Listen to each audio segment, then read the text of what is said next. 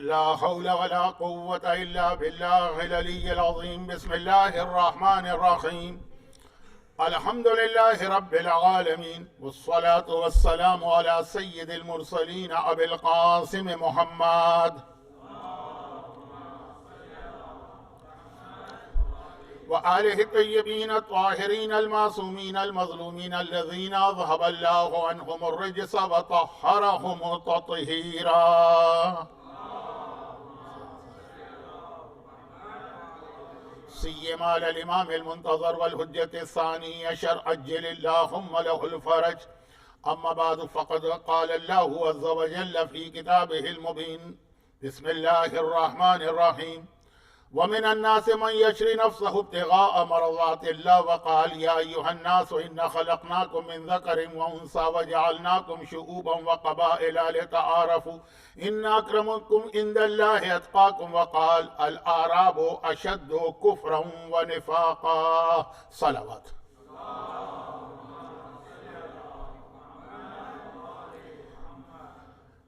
اگرچہ long weekend ہونے کی بنا پر بہت سارے مومنین میلبرن سے باہر ہیں، بلکہ شاید وکٹوریا سے بھی باہر گئے ہوئے ہیں، اور خود یہاں پر بھی بہت زیادہ سوشل ایکٹیویٹیز بھی ہیں. اس لیے آپ حضرات جو آ گئے ان کی زحمت و تھکن کا خیال کرتے ہوئے آج مجھے کوئی لمبی مجلس یا لمبی تقریر نہیں کرنا ہے، لیکن یہ آج کی تقریر پارٹ 2 ہے جو میری لاسٹ تقریر تھی، اور اس کے اندر جو 2 پوائنٹ میں نے بیان کیے تھے وہی دونوں چیزیں آج کی تقریر میں بھی آگے بڑھیں گی، اس لیے کہ جس طرح سے وہ 2 پوائنٹ چھٹے امام کی زندگی سے شروع کیے گئے وہ سب سے زیادہ پھر بھرپور طریقے سے ہمارے سامنے آئے اپنے 8ویں امام امام علی ابن موسیٰ الرضا علیہ الصلاۃ والسلام کی.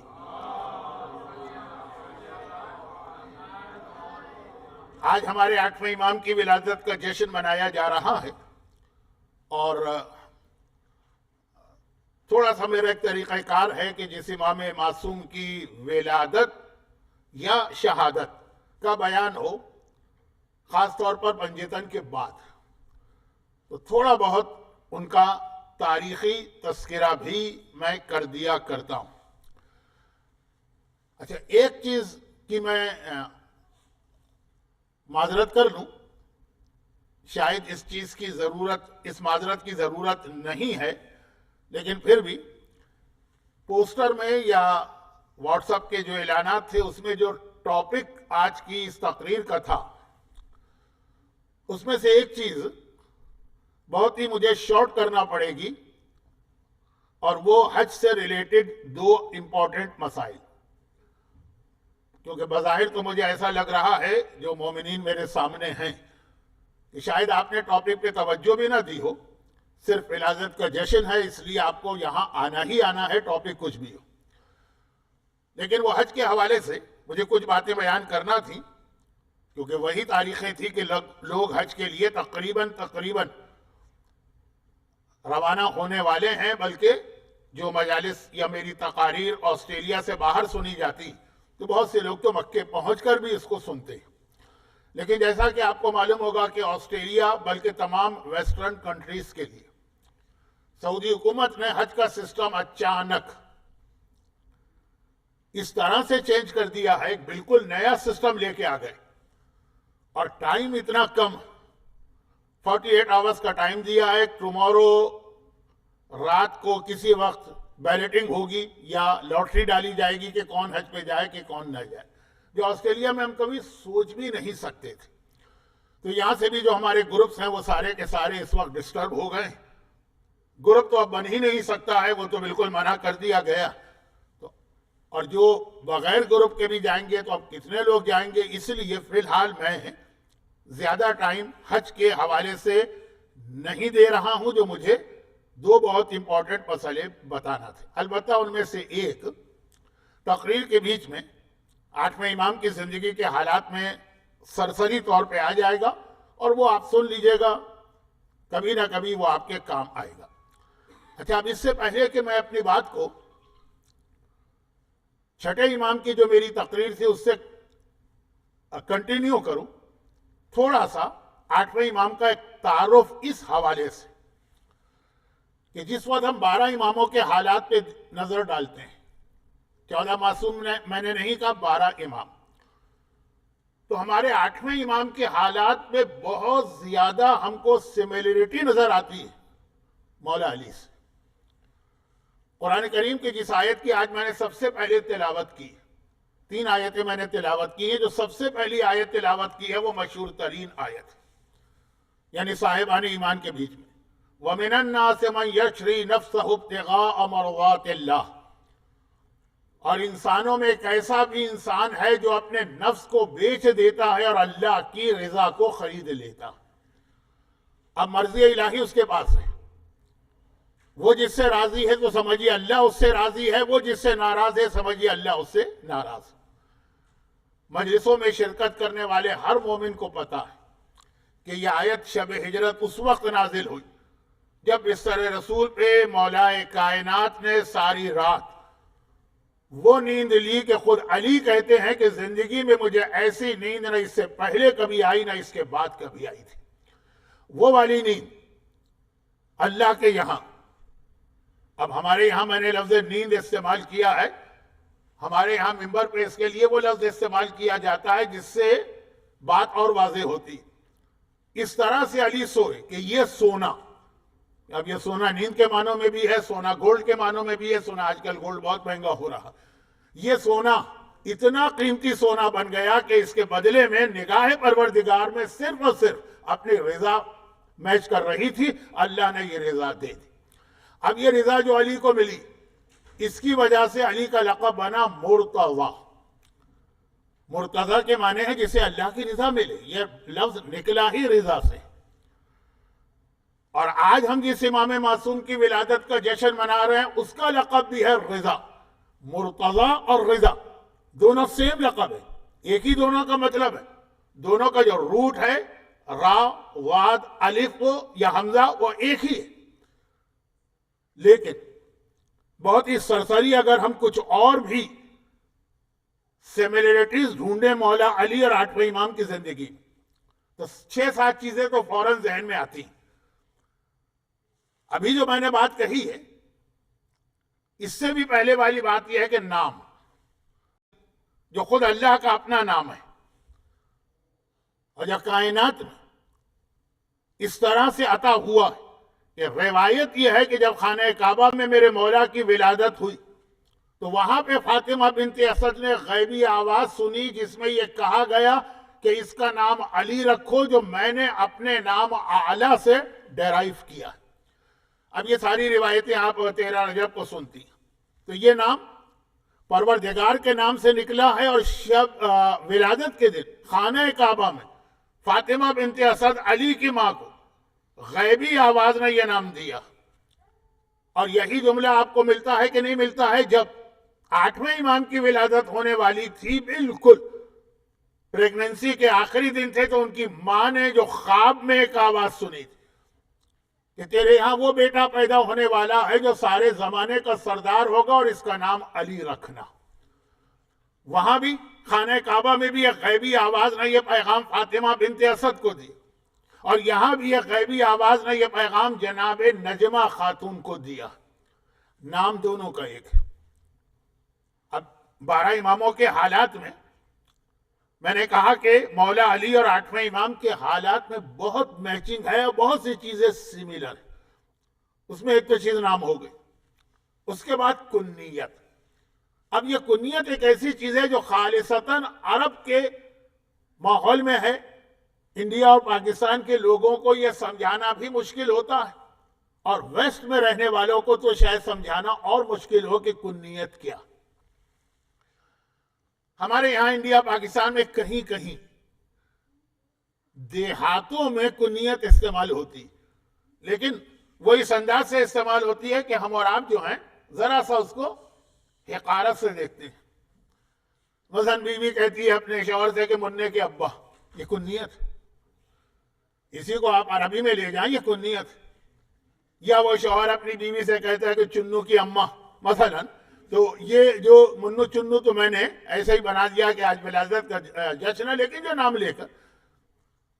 لیکن ہمارے یہاں شہر میں رہنے والے پڑھے لکھے لوگ تو شاید اس کو ایک جوک اور مذاق سمجھے، اور یہ سمجھے کہ یہ ڈس رسپیکٹ کا لفظ ہے. اور عربی میں سب سے زیادہ رسپیکٹ کا لفظ کنیت ہوتی ہے. لیکن میں کنیت پہ اتنا ٹائم کیوں لگاؤں جبکہ آج مجھے تقریر بھی مختصر رکھنا. اچھا، مختصر کا مطلب یہ نہ سمجھے کہ میں 15-20 منٹ میں ہی آپ کو فارغ کر دوں گا، یہ نہیں ہوتا مختصر. میرا مختصر ہوتا ہے جیسے پاکستان میں میاوالی کا یا بھاولپور کا علاقہ، یا افریقہ میں نائجیریا کا ہے کہ ہر آدمی 7 فٹ کا ہے تو وہاں 6 فٹ والا آدمی مختصر سمجھا جاتا. تو میری 2 گھنٹے کی تقریریں ہوتی ہیں تو مختصر کا مطلب 1 گھنٹے. کنیت، مولا کائنات کی کنیت کیا؟ اور پھر میں بتا دوں کہ عرب میں جب آپ کسی کو عزت دیں گے تو کنیت سے اس کو مخاطب کریں گے، نام سے نہیں. مولا کی کنیت ہے ابو الحسن. چنانچہ آپ کو تاریخی واقعات میں ہر جگہ ابو الحسن ملے گا. ہمارے ہاں پڑھ دیا جاتا ہے ترجمے کی وجہ سے کہ پہلے خلیفہ نے کہا اے علی آپ نے کیا فیصلہ کر دیا. کتاب میں اے علی نہیں لکھا ہوگا، کتاب میں ہوگا اے ابو الحسن آپ نے کیا فیصلہ کیا. اسی طریقے سے چھٹے امام کی کنیت ابو عبداللہ. لیکن ابو الحسن یا مولا علی کی کنیت ہے یا 8ویں امام کی. 8ویں امام کی کنیت بھی ابو الحسن. اچھا، یہ میں واضح کر دوں کہ جیسے علی کچھ اور اماموں کا بھی نام ہے، اسی طرح ابو الحسن کی کنیت بھی کچھ اور اماموں کی. لیکن بات ہو رہی ہے مولا علی اور 8ویں امام کے حالات میں سملر چیزیں. تو یہ 2 چیزیں تو ایسی ہیں کہ 10ویں امام کا نام بھی علی، کنیت ابو الحسن ہے مثلا. لیکن مولا علی اور 8ویں امام نام سیم، کنیت سے لقب. جو ٹائٹل وہ ابھی بات ہو گئی کہ وہ صرف ایسا ہے کہ جو یا مولا علی کا ہے یا 8ویں امام کا ہے، رضا المرتضی. دونوں کا مطلب سیم، اور دونوں کا میں نے کہا جو اصل روٹ ہے جس سے یہ لفظ بنے ہیں وہ سیم. تو یا مولا علی کا لقب مرتضی ہے یا 8ویں امام کا لقب رضا. اور اس کے حوالے سے پھر راوی کے سوالات بھی ہیں، لیکن وہ پڑھنے کا وقت نہیں. کہ راوی نے یہ سوال کیا تھا 10ویں امام سے کہ یہ آپ کے دادا کا لقب رضا ہے جس سے اللہ راضی ہوا تو اللہ ہر امام سے راضی ہے. تو بہت انٹرسٹنگ جواب دیا، لیکن وہ کسی اور موقع پر آپ سن لیجئے گا. یہ 3 چیزیں تو سملر ہو گئی جس کا تعلق نام، لقب، کنیت سے ہے. اس کے بعد میں سرسری بات کر رہا ہوں، تفصیل سے نہیں. معصومین کا ایک معجزہ ہے، اور یہ وہ معجزہ ہے کہ جو حضرت ابراہیم کے زمانے سے اس طرح شروع ہوا. پھر ایک بار حج سے کنیکشن مل رہا ہے، لیکن میں حج کی طرف جا نہیں رہا ہوں. جو لوگ حج پہ جا چکے ہیں یا عمرے پہ جا چکے ہیں ان کو تو اچھی طریقے سے یاد ہوگا کہ خانہ کعبہ کے دروازے کے بالکل سامنے 13 میٹر کے فاصلے پر ایک پتھر رکھا ہے جس پہ حضرت ابراہیم کے پیر کے نشان ہیں، اور جس کو مقام ابراہیم کہتے ہیں. یہ وہ پتھر ہے جو جنت سے آیا تھا حضرت آدم کے ساتھ. اور میں اکثر ایک بات کہتا ہوں، جب حضرت آدم کو جنت سے اس دنیا میں بھیجا گیا تو ان کے ساتھ 2 پتھر بھی بھیجے گئے. ایک پتھر ہمارے ہاں بہت مشہور ہے، حجر اسود، جس کا قرآن میں کہیں ذکر نہیں. میں یہ نہیں کہہ رہا ہوں کہ نعوذ باللہ یہ غلط چیز ہے، میں کہہ رہا ہوں قرآن میں ذکر نہیں ہے، لیکن بچہ جانتا ہے حجر اسود. اور دوسرا پتھر جو آیا مقام ابراہیم صرف حج اور عمرے والے جانتے ہیں، جبکہ اس کا قرآن میں 1 نہیں 2 جگہوں پہ بہت ہی نمایاں طریقے سے تذکرہ. قرآن تک میں ذکر آیا مقام ابراہیم. کیا؟ وہ پتھر جس پہ کھڑے ہو کر حضرت ابراہیم نے خانہ کعبہ بنایا، ان کے پیر کے نشان بن گئے جو آج تک موجود ہیں. اور حج اور عمرہ کرنے والا جب خانہ کعبہ کے گرد طواف کرتا ہے تب بھی جھانک کے دیکھتا ہے، جھانک کر اس لیے کہ وہ ایک شیشے کے شوکیس میں بند ہے. حضرت ابراہیم کے پیر کے نشان. لیکن یہ حضرت ابراہیم کا ایک پرماننٹ ٹائپ کا معجزہ نہیں تھا خانہ کعبہ بناتے وقت. معصومین کے معجزات میں پھر آتا ہے قدموں کے نشان. یہ اللہ کے رسول کے حوالے سے بھی ہے اور باقی معصومین کے حوالے سے بھی.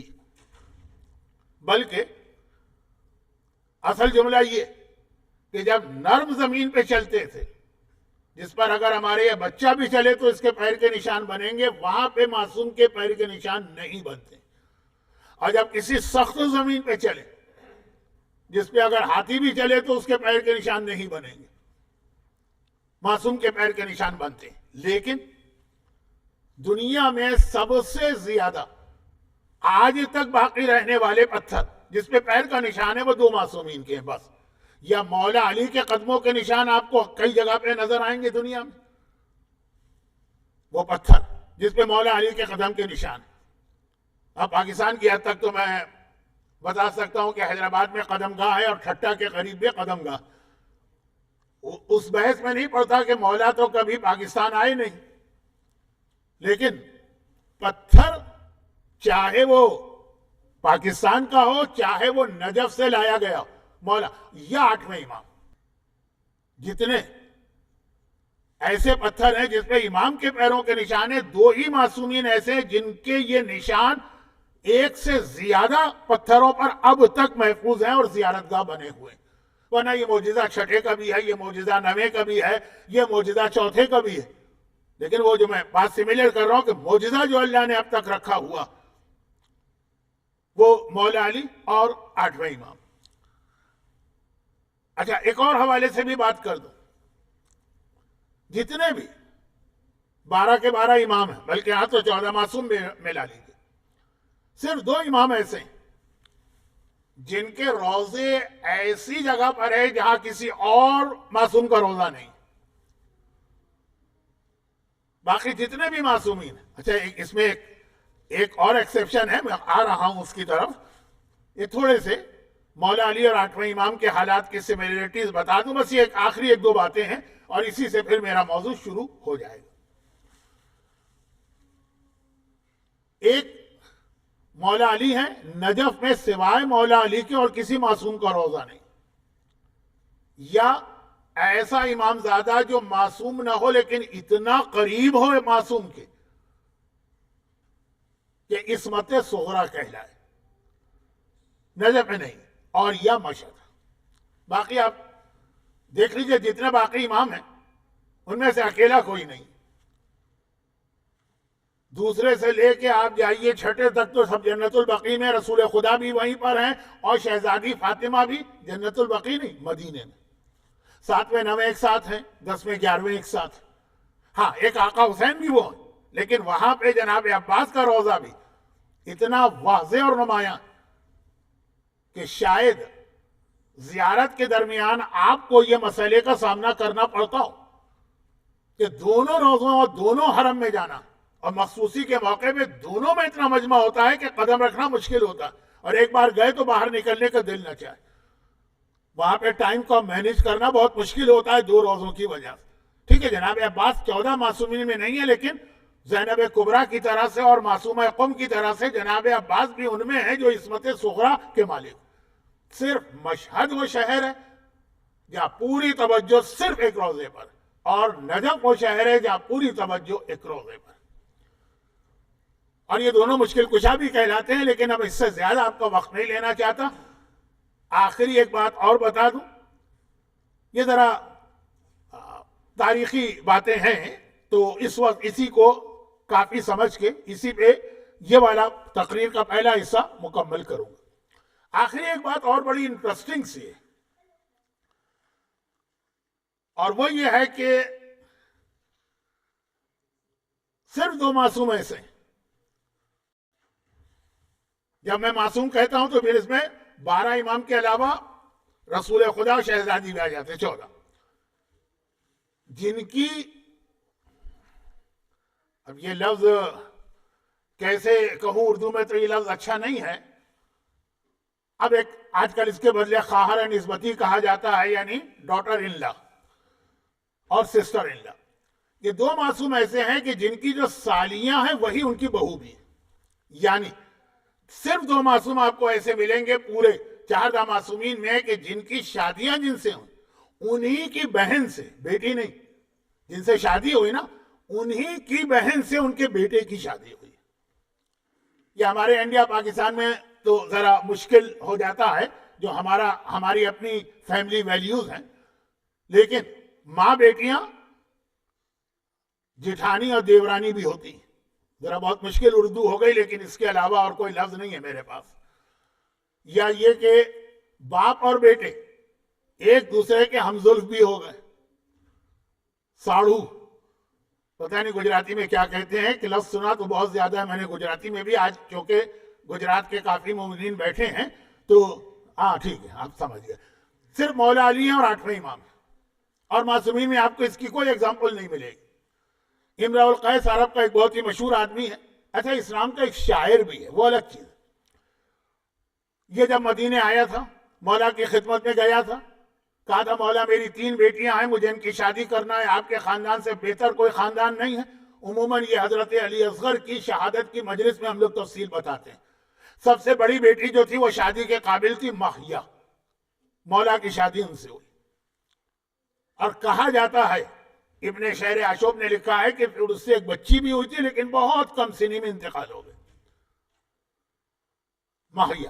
اور ماہیہ کی چھوٹی بہن رباب تھی، جو اس وقت بہت کم سن تھی، شاید جناب سکینہ سے بھی عمر کم ہوگی. جب وہ شادی کے قابل ہوئی تو ان سے امام حسین کی شادی ہوئی. تو مولا علی باپ ہیں، حسین بیٹے، لیکن دونوں کی شادیاں 2 سگی بہنوں سے ہوئی. ماہیہ علی کی بیوی بنی، اور ماہیہ کی چھوٹی بہن رباب امام حسین کی بیوی بنی. اور ان دونوں بہنوں کو اللہ نے وہ اولادیں دی تھی جو بہت کم سنی میں دنیا سے گئیں. ایک کی طبعی موت ہوئی، ایک کو شہید کیا ہر مولا نے. اچھا، یہ تو وہ مولا علی اور امام حسین جو مجلسوں میں پڑھا جاتا. لیکن اس کے علاوہ 8ویں امام کے ساتھ بھی یہی ہے. مامون رشید عباسی کی 2 بیٹیاں تھیں، الگ الگ ماؤں سے، یعنی الگ الگ اس کی بیویوں سے. ایک کا نام ام حبیب تھا، ایک کا نام ام الفضل تھا. ام حبیب کی شادی اس نے کی تھی ہمارے 8ویں امام سے. اور پھر جب 8ویں امام کی شہادت ہو گئی تو اسی ام حبیب کی چھوٹی بہن ام الفضل کی شادی اس نے کی 9ویں امام سے. تو 8ویں اور 9ویں امام باپ بیٹے، لیکن ہمزلف بھی. اور ان کی بیویاں ایک طرح سے ساس بہو بھی ہیں، دیورانی جٹھانی بھی ہیں، بہنیں بھی. اچھا، یہ تو خالی ایک معلومات کے لیے، فار انفارمیشن پرپز. اور ہو سکتا ہے کہ اس سے بھی شادی بیاہ کے حوالے سے اسلام کے کچھ اور مسائل بھی بیان کرنے کا کبھی موقع ملے، آج نہیں. تو خلاصہ یہ ہوا کہ پورے آپ سلسلہ معصومین میں دیکھ لیجئے، رسول خدا سے لے کر زمانے کے امام تک جن کی بیویوں کا ذکر کتابوں میں ہے، امام زمانہ کی بھی کم از کم 1 یا 2 بیویوں کا ذکر ہے، تو آپ کو کہیں بھی اور کہیں یہ مثال نہیں ملے گی. اچھا، اب یہ جو ایک طرح سے میچنگ کی بات میں کر رہا ہوں، اس کے اندر اب آئیے سب سے اہم میچنگ.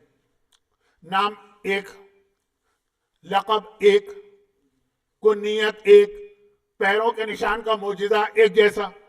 شہادت کے بعد دونوں کے روزے آج بھی اس طرح سے جو تفصیل میں نے بتائی. زندگی میں دونوں کی شادیاں اس طرح سے. یہ زیادہ تر باتیں تھی آپ کی معلومات اور انفارمیشن کے لیے. لیکن اب اس کے بعد جو اصل میچنگ مجھے بتا کے اپنی اصل تقریر شروع کرنا تھی، وہ میچنگ یہ تھی کہ 2 ہی امام معصوم ایسے ہیں. یہاں میں نے امام کہا ہے، 14 معصومین نہیں کہا ہے. 2 ہی امام معصوم ایسے ہیں جنہیں فل فلیج حکومت کرنے کا موقع ملا. ویسے تو ولایت اللہ نے اہل بیت ہی کے لیے رکھی، حق انہی کا تھا، لیکن انہیں حق نہیں دیا گیا. صرف 2 معصوم امام ایسے جن کو کچھ عرصے کے لیے اپنا یہ حق ملا، انہوں نے فل فلیج حکومت کی. ایک مولا علی اور ایک 8ویں امام. امام حسن کو 6 مہینے ملے اپنے بابا کے بعد، لیکن وہ پورے کے پورے 6 مہینے ایسے تھے کہ حکومت اسٹیبلش نہیں ہو سکی. معاویہ کی شکل میں اسلام کا سب سے بڑا دشمن، یا سب سے بڑے تو خیر کوئی اور ہیں، انہی کا لگایا ہوا پودا. وہ امام حسن 6 مہینے مسلسل ان جنگوں میں رہے جس کی تفصیل آپ حضرات مجلسوں میں سنتے بھی ہیں. اور امام حسن کے اوپر جو ایران نے ایک بہت اچھی سیریل بنائی ہے، کچھ مختار نامے میں بھی اس کا تذکرہ ہے، وہاں آپ دیکھتے رہتے ہیں۔ تو اسٹیبلش گورنمنٹ وہ یا مولا علی کی ہے یا آٹھویں امام کی ہے۔ ٹھیک ہے، آٹھویں امام کو خلیفہ نہیں کہا گیا، ولی عہد کہا گیا، لیکن مامون نے پہلے تو خلیفہ ہی بنایا، اور جب امام نے بڑی سختی سے انکار کیا تو اس طرح کا ولی عہد بنایا کہ فل فلیج اختیارات آٹھویں امام کے پاس سے۔ چنانچہ اس زمانے کی جو کرنسی تھی اس پر بھی جہاں صرف خلیفہ کا نام لکھا جاتا، آٹھویں امام کا نام اس نے لکھا کہ وہ ان کو بالکل اسٹیبلش خلیفہ شو کرنا چاہ رہا۔ تو یہ دو امام ایسے جن کو حکومت ملی۔ اور اب یہ والی میچنگ بہت اہم ہے، یہ میرا جو ٹاپک اناؤنس ہے نا اس کا دوسرا حصہ، امام رضا، امام زمانہ اور علم فقہ۔ امام زمانہ دو کو ملی حکومت، اور دونوں کو اس طرح حکومت ملی کہ دونوں منع کر رہے ہیں کہ تمہاری دی ہوئی حکومت ہم کو نہیں چاہیے، اللہ نے جو ہمیں حق ولایت دیا وہی ہمارے لیے کافی۔ اور لوگ ہاتھ جوڑ کے، پیر پکڑ کے، ریکویسٹ کر کے، پریشر ڈال کے یہ کہہ رہے کہ نہیں اب ہمیں حکومت چاہیے تو آپ ہی کی چاہیے اور کسی کی حکومت قبول نہیں۔ جس طرح مولا علی کو چوتھے درجے پہ آ کے خلافت ملی تو کس طرح ملی؟ علی تیار نہیں ہے قبول کرنے پہ، علی منع کر رہے ہیں، علی رد کر رہے ہیں۔ اور جب وہ سارے واقعات جن کو بیان کرنا مقصد نہیں ہے کہ آج آٹھویں امام کا تذکرہ کرنا، یہ آٹھویں امام ہی کا تذکرہ ہے، لیکن باقی تقریر میں بھی آٹھویں کا تذکرہ کرنا ہے، جب کسی طرح سے تیار نہیں۔ کون تیار نہیں ہوئے؟ وہ لوگ کہ نہیں ہمیں تو بس آپ ہی چاہیے۔ تب بھی مولا علی کی کنڈیشن یہ تھی کہ پھر یہ فیصلہ کسی باغ میں، کسی کوٹری میں، کسی میدان میں، کسی سقیفے میں نہیں ہوگا، یہ فیصلہ ہوگا روز روشن میں، مجمع عام میں۔ اور بالکل یہی ہسٹری ریپیٹ ہوئی آٹھویں امام کے زمانے میں۔ مامون ریکویسٹ کر رہا ہے، مامون پریشر ڈال رہا ہے، مامون تھریٹ کر رہا ہے، مامون خط پہ خط بھیج رہا ہے، مامون ڈیلیگیشن پہ ڈیلیگیشن بھیج رہا ہے، اور پھر کہا کم از کم میرے شہر میں آ جائیے، یہاں کی بات ہو جائے گی۔ امام آئے، وہاں آنے کے بعد بھی پریشر ڈالا جا رہا، اور آٹھواں امام کہہ رہے مجھے نہیں چاہیے، مجھے نہیں۔ اور آخر میں جب بہت حالات وہ ہو گئے کہ امام کو یہ قبول کرنا پڑا، تب بھی وہاں شرط تھی کہ یہ بھرے دربار میں، مجمع عام میں، سب کے سامنے فیصلہ ہوگا۔ اچھا، یہ جو حالات سملر ہیں کہ صرف دو امام ایسے ہیں جن کو ایسی حکومت ملی، ایک تیسرا بھی آنے والا ہے۔ باقی جو چیزیں میں نے سملر بتائیں وہ آنے والے امام میں بھی نہیں، یعنی ان کا نام علی سے الگ ہے، ان کا لقب علی سے الگ ہے، ان کی کنیت علی سے الگ ہے، لیکن یہ والی جو چیز ہے نا، یہ پھر امام زمانے میں بھی ہے کہ ان کو پوری دنیا میں حکومت ملے گی۔ اب یہاں آ کے ایک چیز پہ توجہ دیجیے، وہی لوگ جو اتنا پریشر ڈال کر اور مجبور کر کے، اب یہ لفظ مجبور تو میں محاورے کی وجہ سے کہہ رہا ہوں، ورنہ امام معصوم کبھی مجبور نہیں ہوتا ہے، مولا علی کی خلافت، ریکویسٹ، ہاتھ جوڑنا، پیر پکڑنا، کچھ عرصے کے بعد یہی لوگ علی کے اگینسٹ ہو گئے۔ آٹھواں امام پریشر ڈال کر، ہاتھ جوڑ کے، پیر پکڑ کے، خط پہ خط بھیج کے، اپنے شہر بلا کے، جس طرح مامون نے آٹھویں امام کو حکومت دی، 2 ہی سال کے اندر یہ آٹھویں امام کے اگینسٹ ایسا ہوا کہ زہر دے دی۔ 2 امام صرف ایسے ہیں، باقی 12 اماموں میں سے سب کو دیکھ ڈالی، 12 نہیں 11 میں سے۔ یہ کہیں آپ کو سملیرٹی نہیں ملے گی کہ لوگ خود سے آ رہے ہیں، درخواست کر کے خلیفہ بنا رہے ہیں اور بعد میں انہی کے خلاف ہو رہے ہیں۔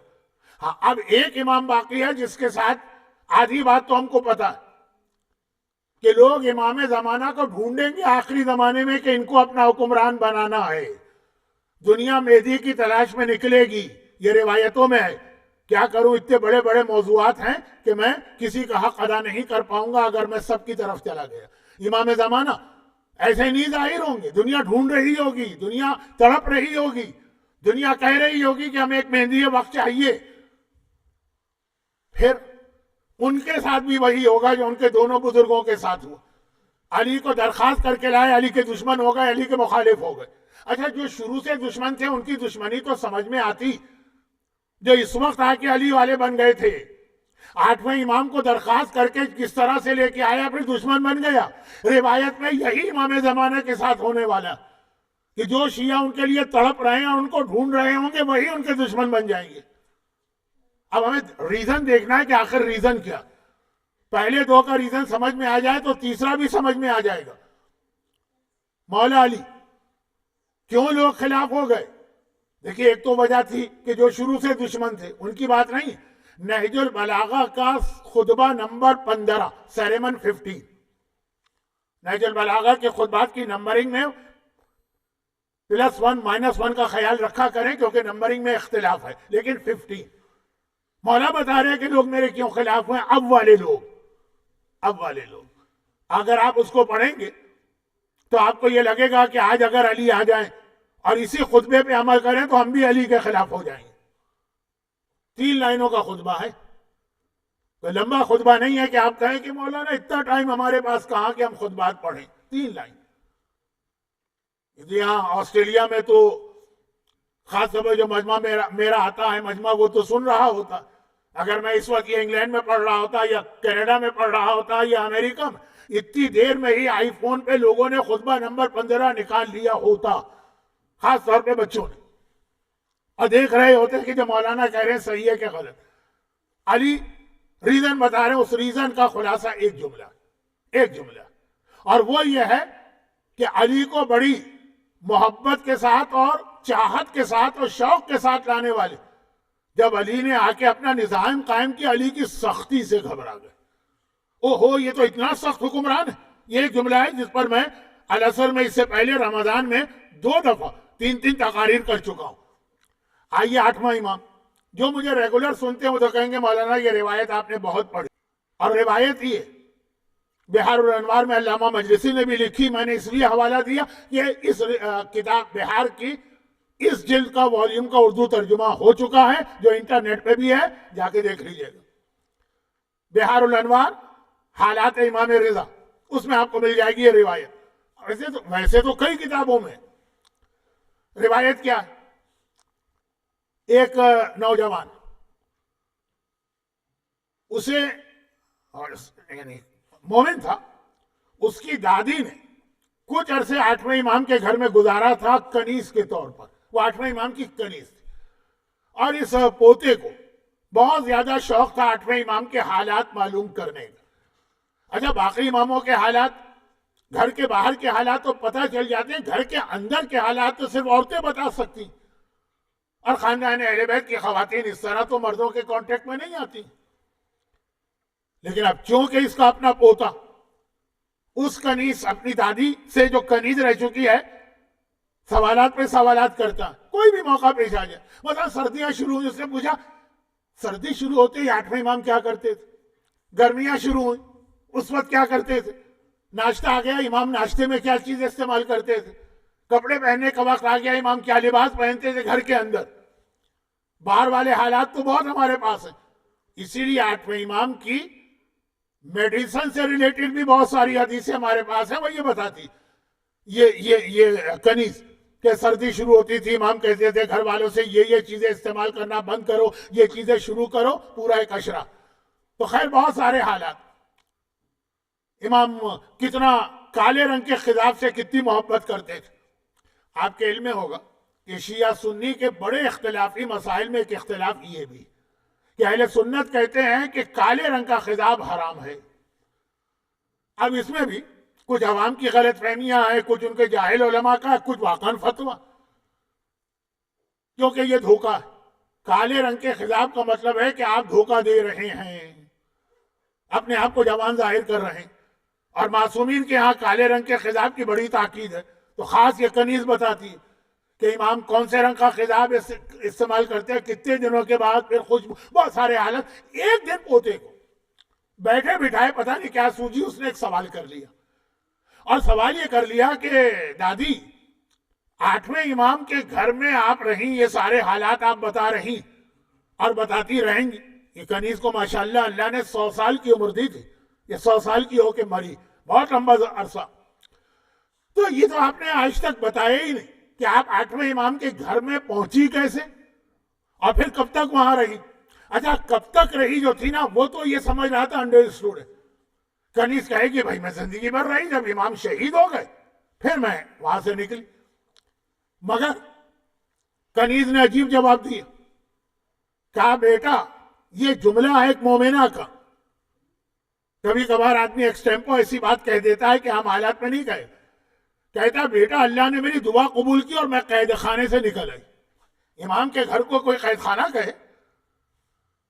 पोते को अब शौक लगा, अच्छा इतने अरसे से हालात मालूम कर रहा है तो मालूम है कि मेरी दादी मुहिब अहले बैत है, शिया है, इमाम को मानने वाली। और ये जुमला मेलबर्न के कई नौजवानों को मैं पर्सनली जानता हूं, जिनमें से कोई भी आज के मजमे में नहीं, कि जब वो जियारत पर गए थे, पर्सनली बात कर रहा हूं क्योंकि खुद फेस टू फेस सुना हुआ, तब वहां पहुंचे, वहां के हालात यहाँ के हालात से तो मुख्तलिफ है ना। खुसूसन जिस साल की मैं बात कर रहा हूं, अब तो फिर भी इराक में, करबला में, नजफ में काफी इंतजाम ठीक हो गए। उस वक्त तो इतने अच्छे नहीं थे, गंदगी भी हुआ करती थी, टॉयलेट्स का भी सही सिस्टम नहीं था।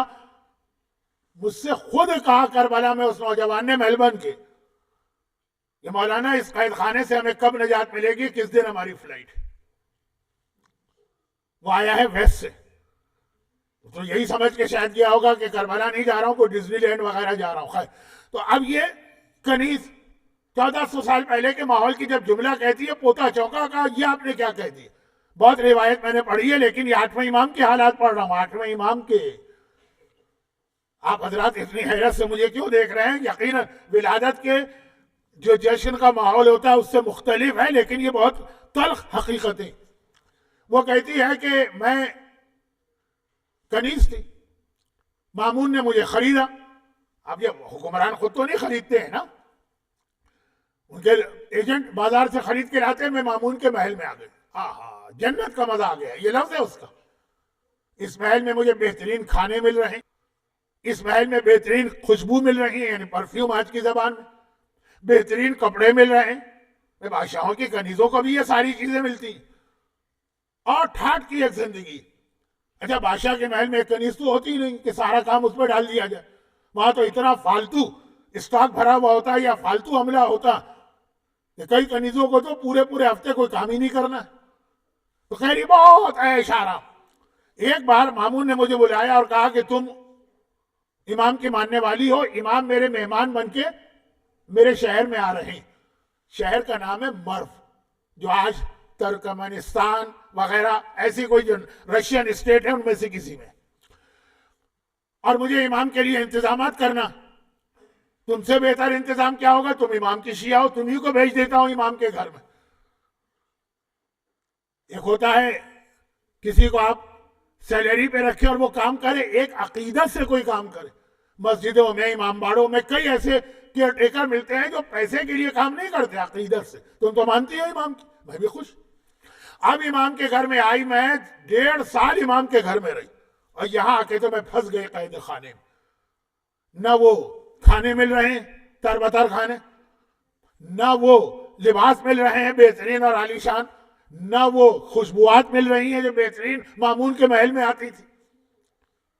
फाके नहीं होते थे, जुल्म नहीं होता था, लेकिन सादा जिंदगी जो एक इमाम मासूम की आप बार बार दोहराते, मौला अली की जैसी, मौला अली की जिंदगी, मौला अली की जिंदगी, वो सादा जिंदगी महल से आने वाली को कहां पसंद आए। चुनाचे कहती है कि सारी चीजें फिर भी मैं बर्दाश्त कर रही थी, एक चीज बर्दाश्त नहीं होती थी। इमाम के घर में एक मर्द था और एक औरत, गुलाम और कनीज, जिनकी एक ही ड्यूटी, हर नमाज के वक्त घर की सारी औरतों को वो औरत नमाज के लिए तैयार करती थी कि जाओ जाके नमाज पढ़ो। कुरान करीम की एक आयत तो हर एक के हाथ में अमृत धारे की तरह है। मोमिनीन को और कोई कुरान याद हो कि याद ना हो, ये आयत हर एक को याद। जहां कोई अमर बिल मारूफ आप कर दे, क्या है मोमिना तू बेहिजाब कैसे निकल रही, ऐ नौजवान तू डिस्को डांस और म्यूजिक का कैसे शौकीन, ऐ बुजुर्ग आप इतने बूढ़े होकर अभी भी दाढ़ी रखने को तैयार नहीं है, कब रखेंगे दाढ़ी, ऐ बिजनेसमैन कब तू हराम छोड़ेगा। बहुत चलता हुआ हमारे आर्गुमेंट है, मौलाना लाइक रहा दीन, कुरान ने कहा दीन में कोई जबरदस्ती नहीं है, हर एक की मर्जी है जैसा चाहे अमल करे। अब ये कह रही है کہ امام کے گھر میں زبردستی تھی کہ میرے گھر میں کوئی آدمی وقت نماز ترک نماز نہیں کر سکتا. جب باقی نمازیں تو کوئی مسئلہ نہیں تھی, فجر کی نماز کے لیے جو اٹھنا پڑتا تھا. پرانا زمانہ ہے, اتنا وہ گیزر اور ہیٹنگ اور یہ سب انتظام بھی نہیں. جنہوں نے مشہد کی سردیاں دیکھی ان کو پتا, اور جنہوں نے مشہد کی گرمیوں میں دیکھا ہے کہ کتنے جلدی فجر کا وقت آ جاتا, کہ ابھی تو سوئے بھی نہیں کہ جاگ گئے. کہتی ہے وہ جو نیند چھوڑ کے اٹھنا پڑتا ہے اور اس حالت میں یہ وضو کر کے نماز پڑھنا پڑتی ہے. میں دل میں سوچتی تھی یا اللہ, مامون کے محل میں کتنا اچھا تھی, اپنی مرضی سوتی تھی, اپنی مرضی اٹھتی, اللہ سے دعا مانگتی تھی, میری دعا قبول ہو گئی. اور پھر یہ ہے کہ مجھے امام نے آزاد کر دیا اور میں گھر سے نکلا. یہ ایک چھوٹا سا واقعہ نہیں, یہ باقاعدہ پورا ٹیسٹ کیس ہے مومنین کرام کا, کہ جس امام زمانہ کے لیے تم تڑپ رہے, اور تڑپ رہا ہے, ہر مومن تڑپ رہا, جس امام زمانہ کا تم انتظار کر رہے, اور ہر ایک انتظار کر رہا. بلکہ اگر ایک جملہ میں کہہ دوں تو شاید غلط نہ ہو کہ آج سے 50 سال پہلے جب میں نے 1974 میں کھارادر کے اندر جو تقریر میں نے امام زمانہ پہ پہلی کی, جب تقریباً 50 سال سمجھی, اس زمانے میں ہمارے زیادہ نیک اور اچھے بزرگ تھے. امام زمانہ کے لیے وہ شوق, وہ جذبہ, وہ تڑپ نہیں تھی. نہ کہیں دعائیں ندبہ ہوتی تھی, نہ کہیں زیارت علی یاسین پڑھی جاتی تھی. ایک عریضہ ڈالا جاتا تھا, اس کے اندر بھی امام زمانہ کا کنسپٹ اتنا زیادہ نہیں ہوتا تھا, یا ہوتا ہوگا, چلے میں کسی کی نیت پہ کیوں شک کروں, باقی اور کچھ نہیں. آج امام زمانہ کا ذکر بھی زیادہ, امام زمانہ کے لیے طلب بھی زیادہ, امام زمانہ کا انتظار بھی زیادہ, اور امام زمانہ کے لیے اعمال بھی زیادہ. لیکن کیا پتا ہے جس امام زمانہ کا انتظار کر رہے ہیں اس کا گھر وہ کیسا ہوگا؟ جیسے 8ویں امام کا. وہ امام زمانہ اپنے بزرگوں سے ہٹ کے گھر نہیں بنائے گا. امام زمانہ کا گھر کیا ہے؟ پوری دنیا. پوری دنیا میں امام کی حکومت ہے, تو ایسی دنیا بنے گی. چاہیے آپ کو تو امام کو بلائیے. اگر آپ سے نمازیں نہیں پڑھی جاتی مت بلائیے امام کو. اگر آپ کی عورتوں سے حجاب نہیں کیا جاتا ہے, نہیں بلائیں وہ عورتیں امام کو. ہر جمعے کی صبح دعائیں ندبہ پڑھ لینا, اور باقی پورا ہفتہ ہر وہ کام کرنا جو امام زمانہ کو ناراض کرنے والا بھی ہے, اور امام زمانہ کے ظہور میں دیر کرنے والا بھی. امام کا جملہ ہے نا کہ ہمارے ظہور میں دیر ہو رہی ہے تمہاری وجہ سے, کیونکہ آج کا موضوع امام زمانہ نہیں ہے, امام رضا. امام رضا کے گھر کے اس واقعے, وہ مولا علی کی حکومت, لوگ علی کو بڑی منت سماجت اور ریکویسٹ کر کے لائے. جب علی کا نظام دیکھا وہ برداشت نہیں ہوا. مامون امام 8ویں امام کو بڑی ریکویسٹ کر کے لایا, لیکن جب امام کا سسٹم دیکھا ایک مومنہ سے برداشت نہ ہوا, تو وہ تو پھر بھی دشمن امام ہے, اور یہی امام زمانہ کے ساتھ ہوگا. تو 8ویں امام نے امام زمانہ کے لیے بہت زیادہ تیاری کرائی. یہ لفظ تو میں نہیں کہتا کہ سب سے زیادہ, لیکن بہت زیادہ. اور یہ بھی آپ ذہن میں رکھیے گا کہ دشمن 7ویں امام تک خود اس اپنے زمانے کے امام کے دشمن تھے. 8ویں امام سے دشمنوں کو فکر ہو گئی امام زمانہ کی. 8ویں کا مطلب یہ ہے کہ وہ بہت قریب آ گئے. پیغمبر کی حدیث ہر مسلمان کو یاد, خصوصاً حکمرانوں کو, اور ہر ایک کو پتا ہے کہ امام آ کے ظلم کا خاتمہ کریں, اور ہر ایک کو پتا ہے کہ ہم ظالم. ان الانسان علی نفسہ بصیرہ ولو القی معاذیرہ. ہر انسان اپنے آپ کو جانتا ہے. یہ دوسری بات ہے پبلک کے سامنے ایکسکیوز کرے. حکمرانوں کو پتا ہے کہ ہم ظالم, ہمارا خاتمہ ہوگا. پیغمبر کی بات پہ یقین ہے. اور اب جب 8ویں امام آئے, او ہوئی تو 8 تک بات پہنچ گئی. اب 8ویں امام زمانہ کو روکنے کی فکر ہے, اسی لیے بیٹیوں کی شادیاں کی جا رہی ہیں کہ چلو کچھ اور نہ صحیح تو جو بیٹا پیدا ہوگا, جو امام زمانہ ہوگا, وہ ہمارا ہی ہوگا. ان کے ذہن میں بھی وہی خیال ہے جو آج بہت سے مومنین کے, بہت سے کیا 95% مومنین کے ذہن میں کیا خیال کہ جب امام زمانہ آئیں گے پوری دنیا کو ان کے گناہوں پہ سزا دیں گے, ہم کو چھوڑ دیں گے, ہم تو امام والے. بہت سارے مومنین کا مولا علی کے بارے میں بھی یہی خیال. قیامت کے دن حساب کتاب کس کے ذمہ ہے؟ علی کی. مولا علی باقی سارے ظالموں کو اور جو اللہ کے خلاف تھے ان کو سزا دیں گے. ہم آئیں گے کہیں گے اچھا چپکے سے چلے جاؤ تم تو ہمارے شیعہ. اچھا چپکے سے بھی نہیں, باقاعدہ ہاتھ پکڑ کے لے جائیں گے. وہ جو ہمارے ذہن میں کرپشن والا ایک تصور ہے نا کہ ہم کچھ کر لیں جو کہ علی والے ہیں تو وہ ہمیں کوئی سزا نہیں دیں گے. اس دنیا میں سزا دی جہاں اپنے دشمنوں تک کو چھوڑ دیا. تو یہی تصور مامون اور ہارون کا تھا جو مومن کے دماغ میں آ گیا. ہارون مامون کے دماغ میں کیا تھا؟ اپنی بیٹیاں دیے جاؤ, انہی میں سے تو کسی سے امام پیدا ہوگا, امام زمانہ, وہ جو کہ ہمارا ہوگا, وہ ہر ایک کو سزا دے گا. نانا کو کیا سزا دے گا؟ اور ہم تو ساری سزا ہی نانا کو دیتے ہیں. خیر یہ صرف لکھنؤ والے شاید سمجھے, باقی لوگ نہیں سمجھیں گے. تو خلاصہ یہ کہ ہم تو اس کے نانا ہوں گے, وہ ہمیں تو چھوڑ دے گا. یہ جو مس کنسپٹ تھا کہ نہیں اصول ہوگا, شریعت ہوگی, یہ 8ویں امام نے تیاری شروع کی. اور یہاں پر ہمارے سامنے دو بہت اہم حدیثیں آئیں. ایک حدیث آئی, نہیں دونوں کو حدیث کہیے. ہمارے ہاں حدیث کی تعریف یہ جو امام کہیں وہ بھی حدیث ہے, یہ قول, اور جو امام کریں فعل امام وہ بھی حدیث ہے, اور تقریر امام. امام زمانہ کے حوالے سے یہ کنسپٹ یہ 8ویں امام نے دیا. پوری دنیا کے شیعوں کا ایک رواج رہا, انڈیا اور پاکستان میں پہلے نہیں تھا, وہاں بھی ہو گیا. اور وہ یہ کہ جب امام کا نام آتا تو سر پہ ہاتھ رکھ کے سر جھکاتے ہیں. ہمارے ہاں سر جھکانے کا رواج رہا, سر پہ ہاتھ نہیں رکھتے تھے. اب ہمارے ہاں بھی یہ سلسلہ شروع ہوا. یہ سلسلہ آیا کہاں سے؟ یہ کوئی بزرگوں کا قائم کیا ہوا طریقہ ہے یا کسی امام نے یہ بتایا؟ 8ویں نے بتایا. 8ویں سے پہلے کسی امام نے نہیں بتایا. 8ویں نے پہلی مرتبہ ذکر کیا بار بار امام زمانہ کا, اور جب کبھی ذکر کرتے ہیں سر پہ ہاتھ رکھ کے سر کو جھکاتے ہیں. کیا یہ ایک میسج؟ مولا علی کی ایک حدیث سنیے. مولا علی سے کسی نے سوال کیا تھا نماز کے بارے میں کہ مولا یہ جو آپ نماز میں صفوں کا سروے کرتے ہیں اور دیکھتے ہیں کہ لوگ کیسے نماز پڑھ رہے ہیں. اچھا واجب نماز تو علی خود پڑھا رہے ہیں, لیکن امام تو جس طرح سے سامنے دیکھتا ہے اسی طرح پیچھے. لیکن سنت نماز تو امام نہیں پڑھاتا نا, دیکھ رہے ہیں. تو بار بار کہتے ہیں جب رکوع کرو تو اپنی گردن کو جتنا آگے کھینچ کے رکھ سکتے ہو آگے کھینچ کے رکھو. واجبات میں نہیں ہے لیکن مستحبات میں ہے.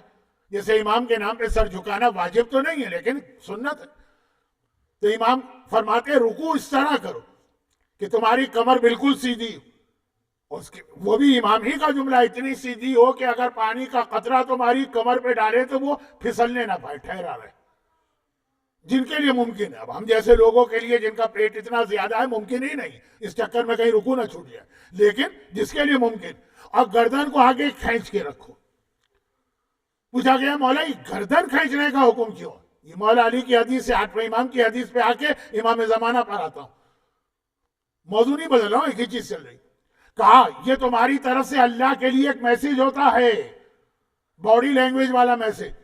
کیا ہے؟ خدا دیکھیں پرانے زمانے میں جب کسی کو شہید کیا جاتا تھا نا, معاویہ نے کتوں کو شہید کیا حجر ابن عدی جیسے, تو اس وقت جلاد کہتا ہے گردن کو آگے کھینچو تاکہ تلوار چلانے میں آسانی رہے.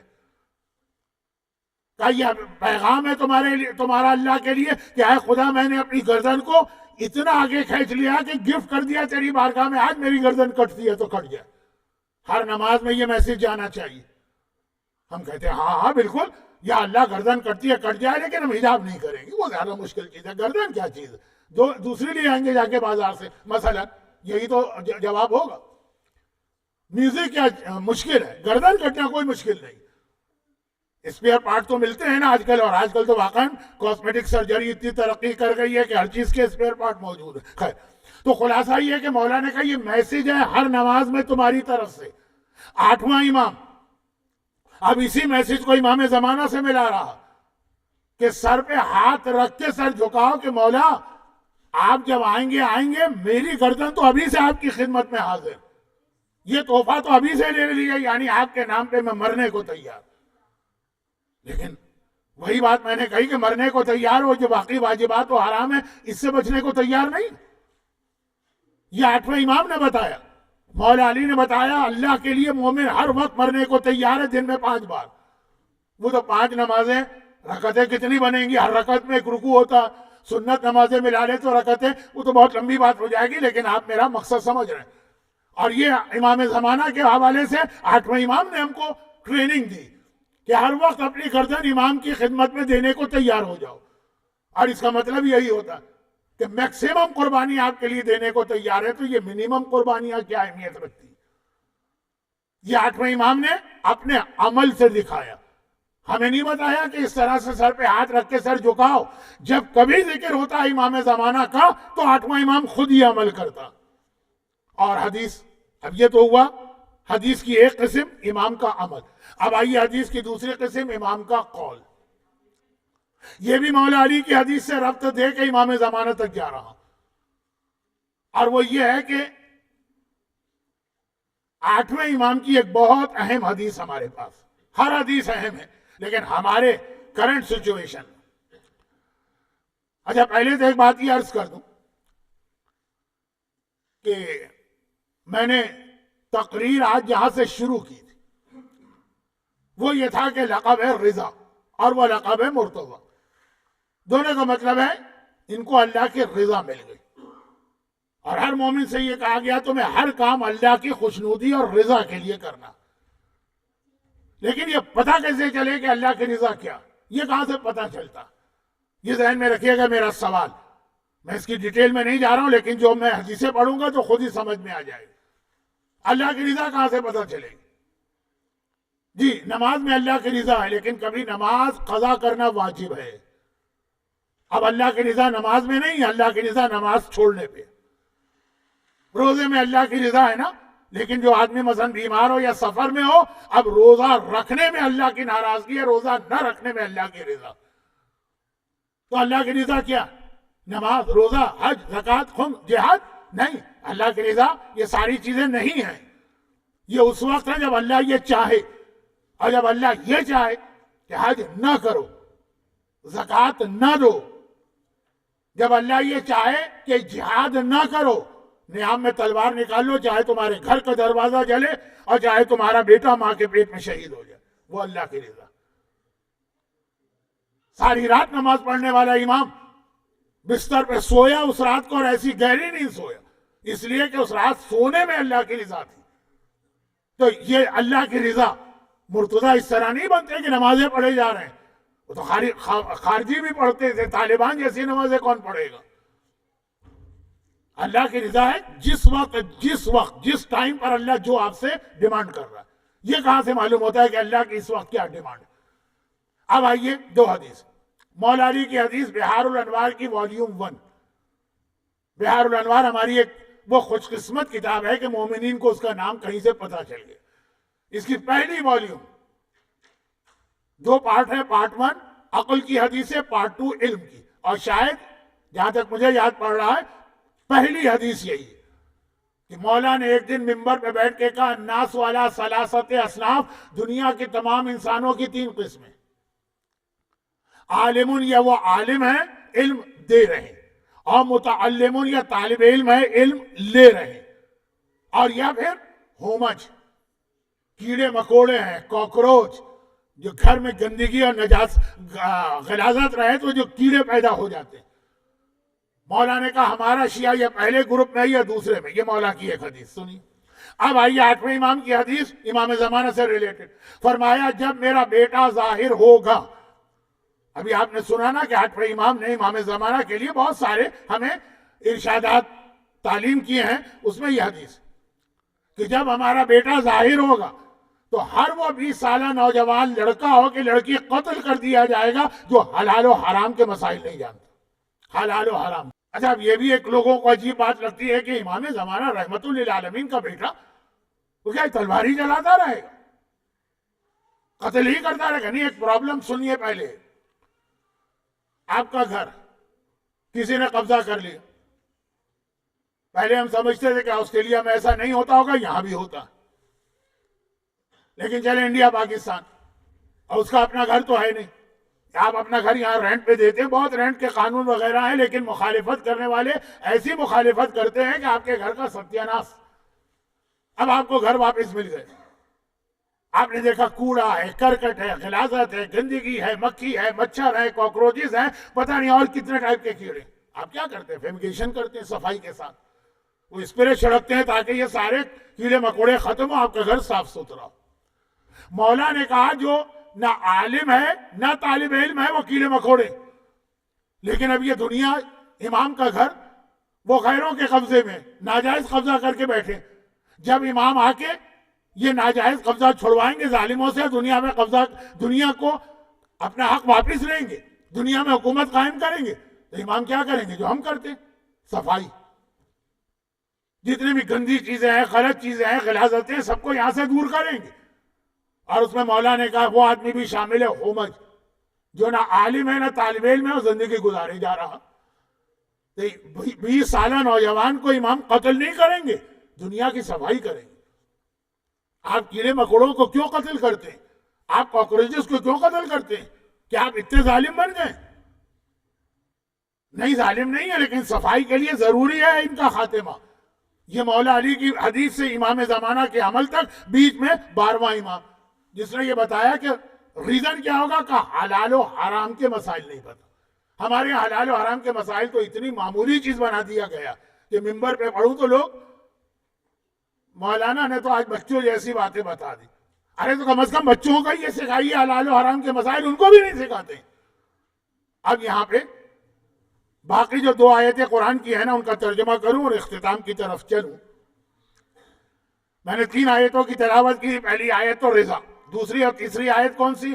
دوسری آیت جو پچھلی تقریر میں نے پڑھی. قرآن کہتا ہے یاد رکھو اے انسانوں، میں موضوع سے نہیں ہٹ رہا ہوں، اسی پر ہوں. آج کا موضوع سن لیجئے، امام رضا، امام زمانہ اور علم فقہ. یہ تینوں چیزیں کور ہو گئے نا تھوڑی بہت، اور ابھی اختتام.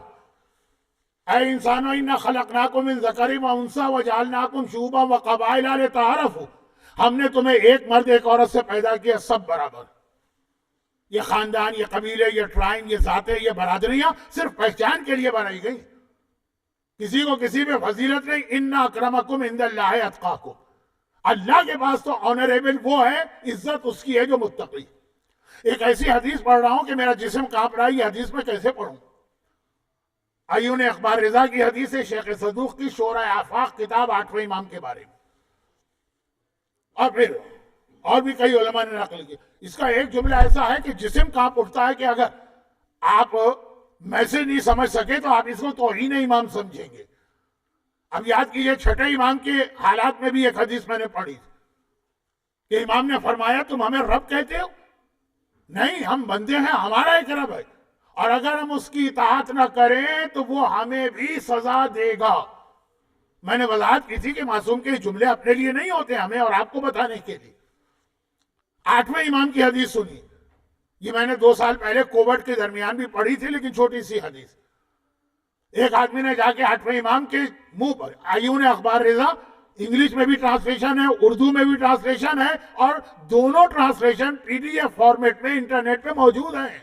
چیک کر لیجئے کہ میں غلط پڑھ رہا ہوں کہ صحیح. تو اب ایک بار اس نے آ کے امام کے، شیخ صدوق کی کتاب ہے صرف 8ویں امام کے حالات پر، 500 صفحے کی 2 والیوم ہے، تقریباً 1000 صفحے. اب وہاں پہ یہ ہے کہ اس نے امام کی تعریف کی اور کہا کہ مولا آپ سے زیادہ عزت والا کون؟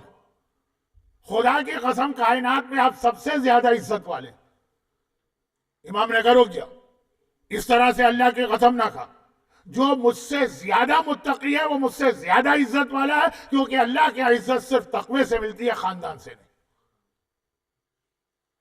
اب ہمیں تو پتا ہے نا کائنات میں سب سے زیادہ تقوی ان کے پاس. یہ متقی نہیں ہے، یہ خود تقوی ہیں. جو ان کو نہ مانے وہ متقی بن نہیں سکتا. لیکن 8واں امام ہم کو سمجھا رہا وہی آیت کی تشریح کہ ہمارا جو اللہ کی بارگاہ میں اتنا بڑا اسٹیٹس ہے، جو ہم چوزن ہیں، وہ اس لیے کہ ہم اللہ تقوی اختیار کرتے ہیں. ایک لفظ ہے آگے وَأَطَاعُوا، اور ہم اس کی اطاعت کرتے ہیں. یہ 8ویں امام کی حدیث ہے. الفاظ پڑھتے ہوئے بھی میں گھبرا رہا تھا، لیکن چونکہ آیت میں جو پڑھ رہا ہوں 2 ہفتے سے، یعنی 2 تقاریر سے، اس کے اندر یہ ان اکرمکم عند اللہ اتقاکم متقی بنو. جب امام کے اپنے بھائی زید نے امام کے خلاف بغاوت کر دی، میں نے کہا تھا نا 6 امام کے زمانے سے جو 2 میسج تھے. پہلا میسج تھا علم حلال و حرام سیکھو، وہ آگے۔ دوسرا تھا دشمنوں نے خاندان میں پینیٹریٹ کر کے بھائیوں کو بھائیوں سے لڑا دی، اور کس بھائی سے لڑایا؟ جو امام معصوم ہے۔ چھٹے امام کے بیٹے 7ویں امام کے خلاف ہو گئے، 8ویں امام کے اپنے بھائی یعنی 7ویں امام کے بیٹے، چھٹے کے بیٹے 7ویں کے خلاف ہوئے، 7ویں کے بیٹے 8ویں کے خلاف ہوئے۔ کم سے کم 4 کے نام آتے ہیں جو اپنے بھائی کے خلاف ہیں 8ویں کے، 4 بھائی، ٹھیک ہے، مائیں الگ الگ تھیں، یہ بتا دوں، جس میں ایک بہت ہی مشہور نام، اچھا یہ بھی عجیب بات ہے، چھٹے امام کا جو بیٹا سب سے زیادہ 7ویں کے خلاف ہوا اس کا نام تھا عبداللہ۔ اچھا چھٹے امام کی کنیت اسی پر ہے ابو عبداللہ، جس پر چھٹے امام کی کنیت ہے وہی سب سے زیادہ خلاف ہو گیا چھٹے امام۔ 7ویں امام کی کنیت ہے، کئی کنیتیں، ابو الحسن بھی ہے، ابو ابراہیم، جو بیٹا ابراہیم ہے جس کی وجہ سے وہ 8ویں کے خلاف ہو گیا، میں مانتا ہی نہیں ہوں آپ کو امام۔ اور زید النار، تو زید النار نے کہا کہ میں نہیں مانتا امام، میں جو بھی گناہ کروں گا، میرا باپ امام معصوم ہے، میری دادی فاطمہ زہرا ہے، ہمارے اوپر جہنم حرام ہے۔ 8ویں امام نے مجمع میں جا کے کہا تو جھوٹ بول رہا ہے، ہمارے اور تمہارے بابا اتنی اطاعت کر کے جنت میں جائے، تو اتنے گناہ کر کے جنت میں جائے، کیا تو اپنے باپ سے بھی بڑا ہو گیا؟ بہت اہم خطبہ ہے لیکن میں پورا نہیں پڑھ رہا ہوں۔ تو اب یہ امام کے گھر میں اس طرح سے یہ لوگ خود امام کے گھر میں دشمن داخل ہو گئے، امام کے بھائیوں پر انفلوئنس، اور 8واں امام اس میں پیغام یہی دے رہا، اللہ کے پاس عزت اس کی ہے جو متقی۔ اور یہاں بھی وہی سوال کہ متقی بننے کے لیے پہلی شرط ہے کہ پتہ ہونا آپ کو کہ حلال کیا حرام کیا۔ آج تیسری آیت میں نے پڑھی، اس کا بھی ترجمہ کر کے اختتام پر آ جاؤں، سورہ توبہ کی آیت ہے۔ اور آج بھی اگر آپ کبھی عرب دنیا میں قرآن پڑھیں نا، یہ آیت آپ پڑھیں گے اور سارے عربوں کے چہرے آج بھی اتر جاتے ہیں، کیونکہ وہ تو عربی سمجھ رہے ہیں نا۔ آیت ہے الاعراب اشد کفرا و نفاقا، یہ جو عربی لوگ ہیں نا، بدھون، دیہاتوں میں رہنے والے، دیہات بھی نہیں جنگلوں میں رہنے والے، یہ سب سے بڑے کافر ہیں اور سب سے بڑے منافق ہیں۔ ایک تو ہوتا ہے کافر، ایک ہے اشد کفرن، شدید ترین کافر، سپرلیٹو ڈگری، ایک ہوتا ہے منافق، ایک ہوتا ہے اشد نفاقا، سب سے بڑا یہ منافق ہے۔ بہت تشریح ہے، اس کی طرف نہیں جاتا ہوں۔ اب یہ حدیث یا چھٹے کی ہے یا 8ویں کی، کہ فرمایا انہوں نے کہ دیکھو حلال و حرام کا علم حاصل کرو، یتفقہ فی الدین، دین میں فقہ، علم فقہ حاصل کرو، ولا تکونوا عربیاً، اور خبردار عربی نہ بننا۔ جس کے پاس یہ حلال و حرام کا علم نہیں ہوتا ہے وہ عربی بنتا ہے، اور عربی وہ ہے جو سب سے بڑا کافر ہے، سب سے بڑا منافق۔ قرآن کے 2 اصول آ گئے، جو متقی ہے وہ اللہ کے پاس آنریبل ہے، جو عربی ہے یعنی حلال و حرام نہیں جانتا وہ سب سے بڑا منافق۔ اسی لیے چھٹے امام نے بھی ساری زندگی کا علم حلال و حرام، اور 8ویں نے بھی یہی کہا۔ 8ویں نے تو اتنا زیادہ اس کو پروموٹ کیا کہ پہلے وہ حدیث آ گئی 20 سال کا نوجوان قتل ہو جائے گا، اور دوسری طرف اتنی حدیثیں بتائی علم حلال و حرام کی کہ پوری ایک کتاب بن گئی فقہ الرضا۔ اگرچہ یہ 8ویں امام کی اپنی کتاب نہیں ہے، لیکن اس میں وہ حدیثیں ہیں 8ویں امام کی، فقہ الرضا ایک کتاب ہے پوری ہمارے یہاں، اور اسی حوالے سے باقی چیزیں بیان کرنے کا موقع نہیں ہے۔ حلال و حرام کا علم نہیں آتا تو آدمی اپنے آپ کو خود مصیبت میں پھنساتا۔ میں بہت چھوٹی سی 2-3 مثالیں جلدی جلدی دے دوں، بہت جلدی، تو مختصر کر کے بھی 1 گھنٹہ تو ہو گیا، 1 گھنٹہ اور 2 منٹ، بہت ہی جلدی۔ دیکھیے اسلام کے بہت سارے واجبات ایسے ہیں یا حرام ایسے ہیں کہ جس پر ہم عمل اس لیے نہیں کرتے، حرام پہ عمل کا مطلب ہے حرام چھوڑ دینا، یہ وہ مشکل ہوتے ہیں، زحمت ہوتی ہے، اس میں کوئی قربانی دینا پڑتی ہے۔ جیسے نماز ہے، اب وضو کرو اور اپنی مصروفیات چھوڑو، جا کے رکوع سجدہ کرو اور 1-8 دفعہ ہو، اسی لیے کتنے لوگ ہیں جو روزے پھر بھی رکھ لیتے ہیں، سال میں 1 بار ہے نا نماز، زحمت ہے، خمس نہیں دیتے ہیں۔ ہاں بھائی اس میں $100 پہ $20 اور $1000 پہ $200 اور $10,000 پہ $2000 اور $1,00,000 پہ $20,000، ہارٹ فیل نہ ہو جائے مومن کا۔ سمجھ میں تھوڑا سمجھ میں آتا ہے۔ بہت سے لوگ حج پہ نہیں جاتے ہیں واجب ہونے کے بعد بھی، آج ایک زحمت والی عبادت تو ہے، اتنا ہی ثواب ہے، لیکن ثواب تو بعد میں ملے گا نا، ابھی کی بات سمجھ. گانا نہیں چھوٹتا ہے اس لیے کہ عادت ہو گئی ہے، مزہ آتا ہے، لطف آتا ہے. عورتوں کی بے حجابی مثلا، یہ سارے وہ چیزیں جس میں تھوڑی قربانی دینا پڑتی ہے. اس میں اگر کوئی مومن عمل نہ کرے تو اس کو کوئی گریس نہیں ہے، مارک نہیں ہے، اس کے لیے کوئی رعایت نہیں ہے، لیکن بات سمجھ میں آتی ہے کہ زحمت ہے، کون ایسی قربانی دے. کچھ ایسے احکامات دین، کچھ نہیں کرنا ہے. ہمارے لکھنؤ میں عورتوں کا ایک محاورہ ہوتا ہے، زبان کو کہتی ہے للو. صرف للو چلانا ہے اور آپ حرام سے نکل کے حلال میں آ جاتے ہیں، آپ مصیبت سے نکل کے راحت میں آتے ہیں صرف للو چلا کے. قرآن ایک جگہ کہتا ہے نا، سورہ عنکبوت کی دوسری آیت سورہ عنکبوت جو آپ شب قدر میں پڑھتے ہیں، کہ کیا تم نے ایمان کو اتنا آسان سمجھ لیا ہے کہ خالی زبان سے کہو گے تو چل جائے گا؟ زبانی دعوے نہیں چلتے، لیکن کچھ احکامات دین خالی آپ کو زبان ہلانا ہے. پھر بھی اس کے لیے لوگ تیار نہیں اور اپنے آپ کو بڑے بڑے گناہ کبیرہ میں ڈالتے ہیں. مثال نمبر 1، لاسٹ مثال کو ملا دوں. آج کل ہمارے یہاں یہ بہت مشہور ہو گیا، اور ویسٹ کے اندر جو سیکنڈ جنریشن آئے گی تو اور زیادہ یہ خطرناک مسئلہ بنے گا. تھرڈ جنریشن میں تو لوڈیا ڈوب جائے گی.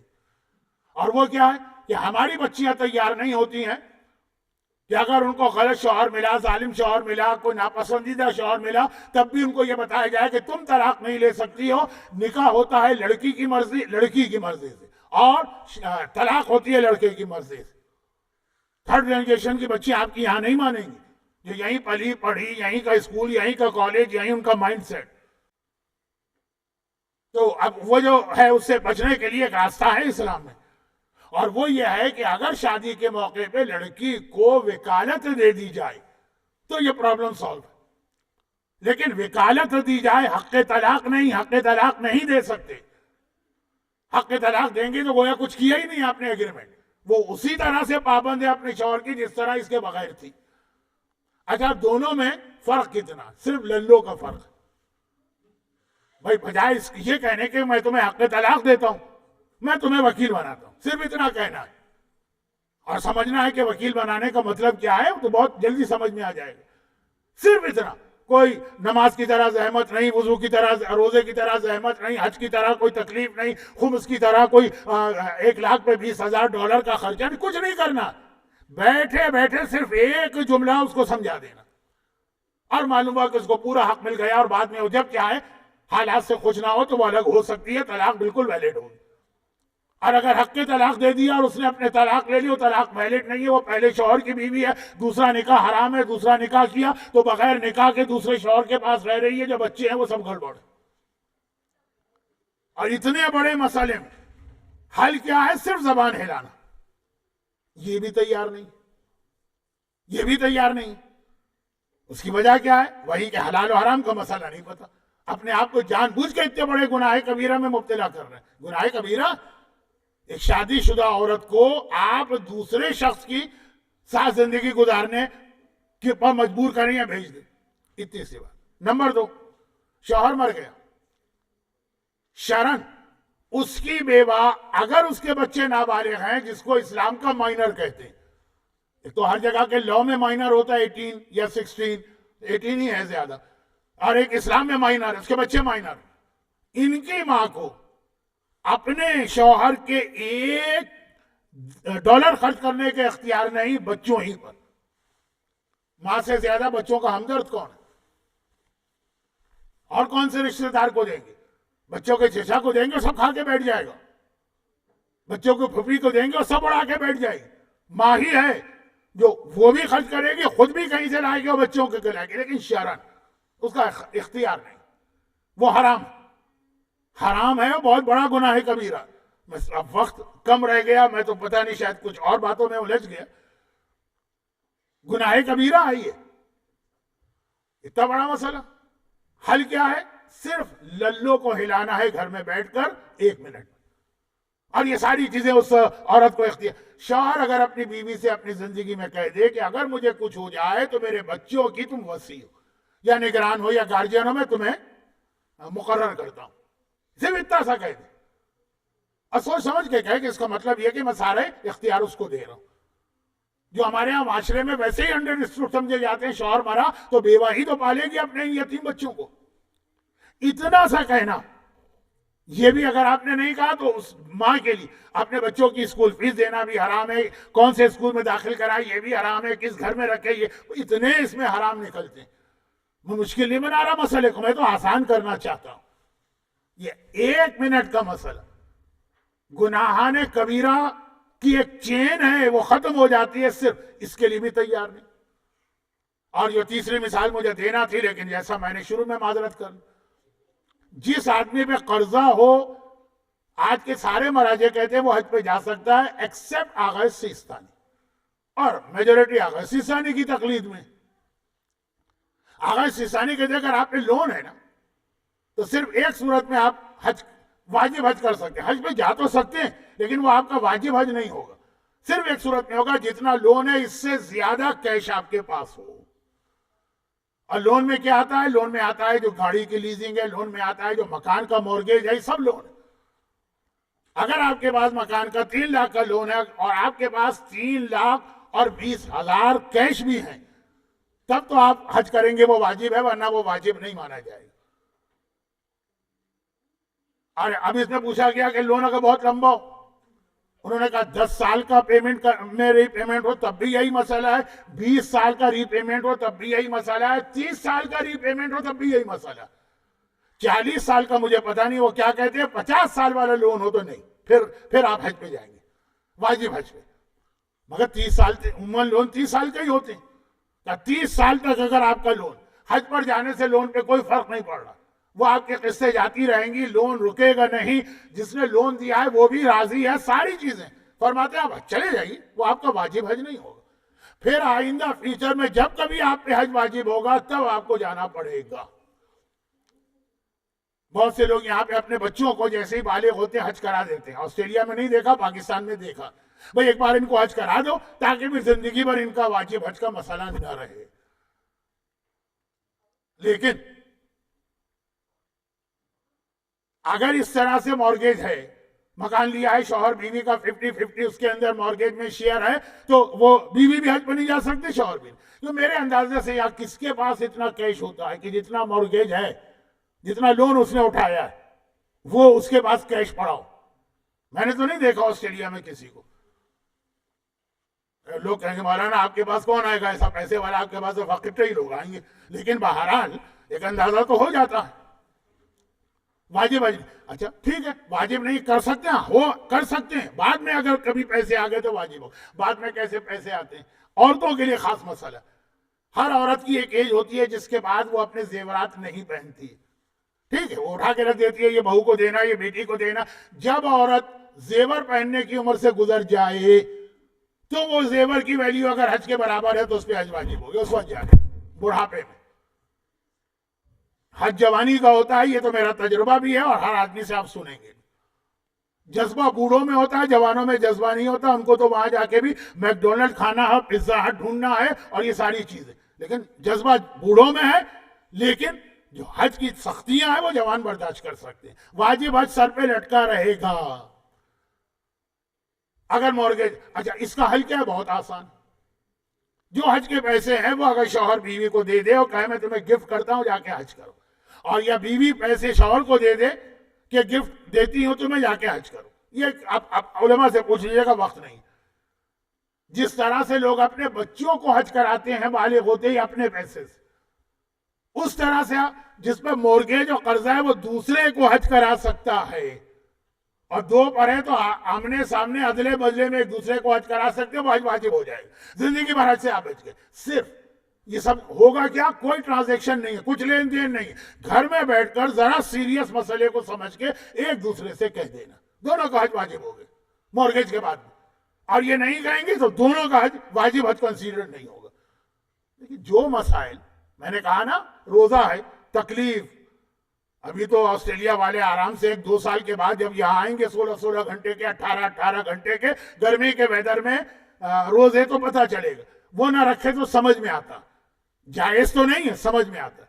صرف ایک زبان ہلانے سے طلاق جیسا اہم مسئلہ کہ آپ ایک عورت کو دوسرے کی زبردستی بیوی بنا رہے ہیں، بغیر رشتے کے رہ رہی ہے اس کیا گویا. صرف ایک جملہ کہہ دینے سے اگر آپ اپنے بچوں کے لیے صحیح جائز انتظام کر کے جا رہے ہیں, ایک جملہ کہہ دینے سے آپ اپنا واجب حج ادا کر پا رہے ہیں, اس کے لیے بھی آدمی تیار نہ ہو تو اس کا کیا مطلب ہے؟ اس کے 4 میں سے ایک مطلب ہے. نمبر 1, یا تو اس کو یقین ہی نہیں ہے اس بات پر. میں بتا رہا ہوں, انہوں نے کہا ان کی باقی باتیں کون سی اچھی ہیں کہ اس پہ بھی ہم یقین کریں. پھر ٹھیک ہے, یقین نہیں ہے, لیکن پھر یہ کہ جا کے معلوم کریں جن پر آپ کو بھروسہ ہے ان سے کہ کیا یہی مسئلہ. یقین نہیں ہے, آپ اس کی بات نہ مانیں ممبر والے کی, لیکن پھر معلومات کریں. یا یہ کہ آپ کی نگاہ میں مسئلے مسائل یہ چیزوں کی کوئی اہمیت نہیں, یہ عورت اس کی بیوی ہے, اس کے گھر میں رہے, کیا فرق پڑتا ہے, سو واٹ.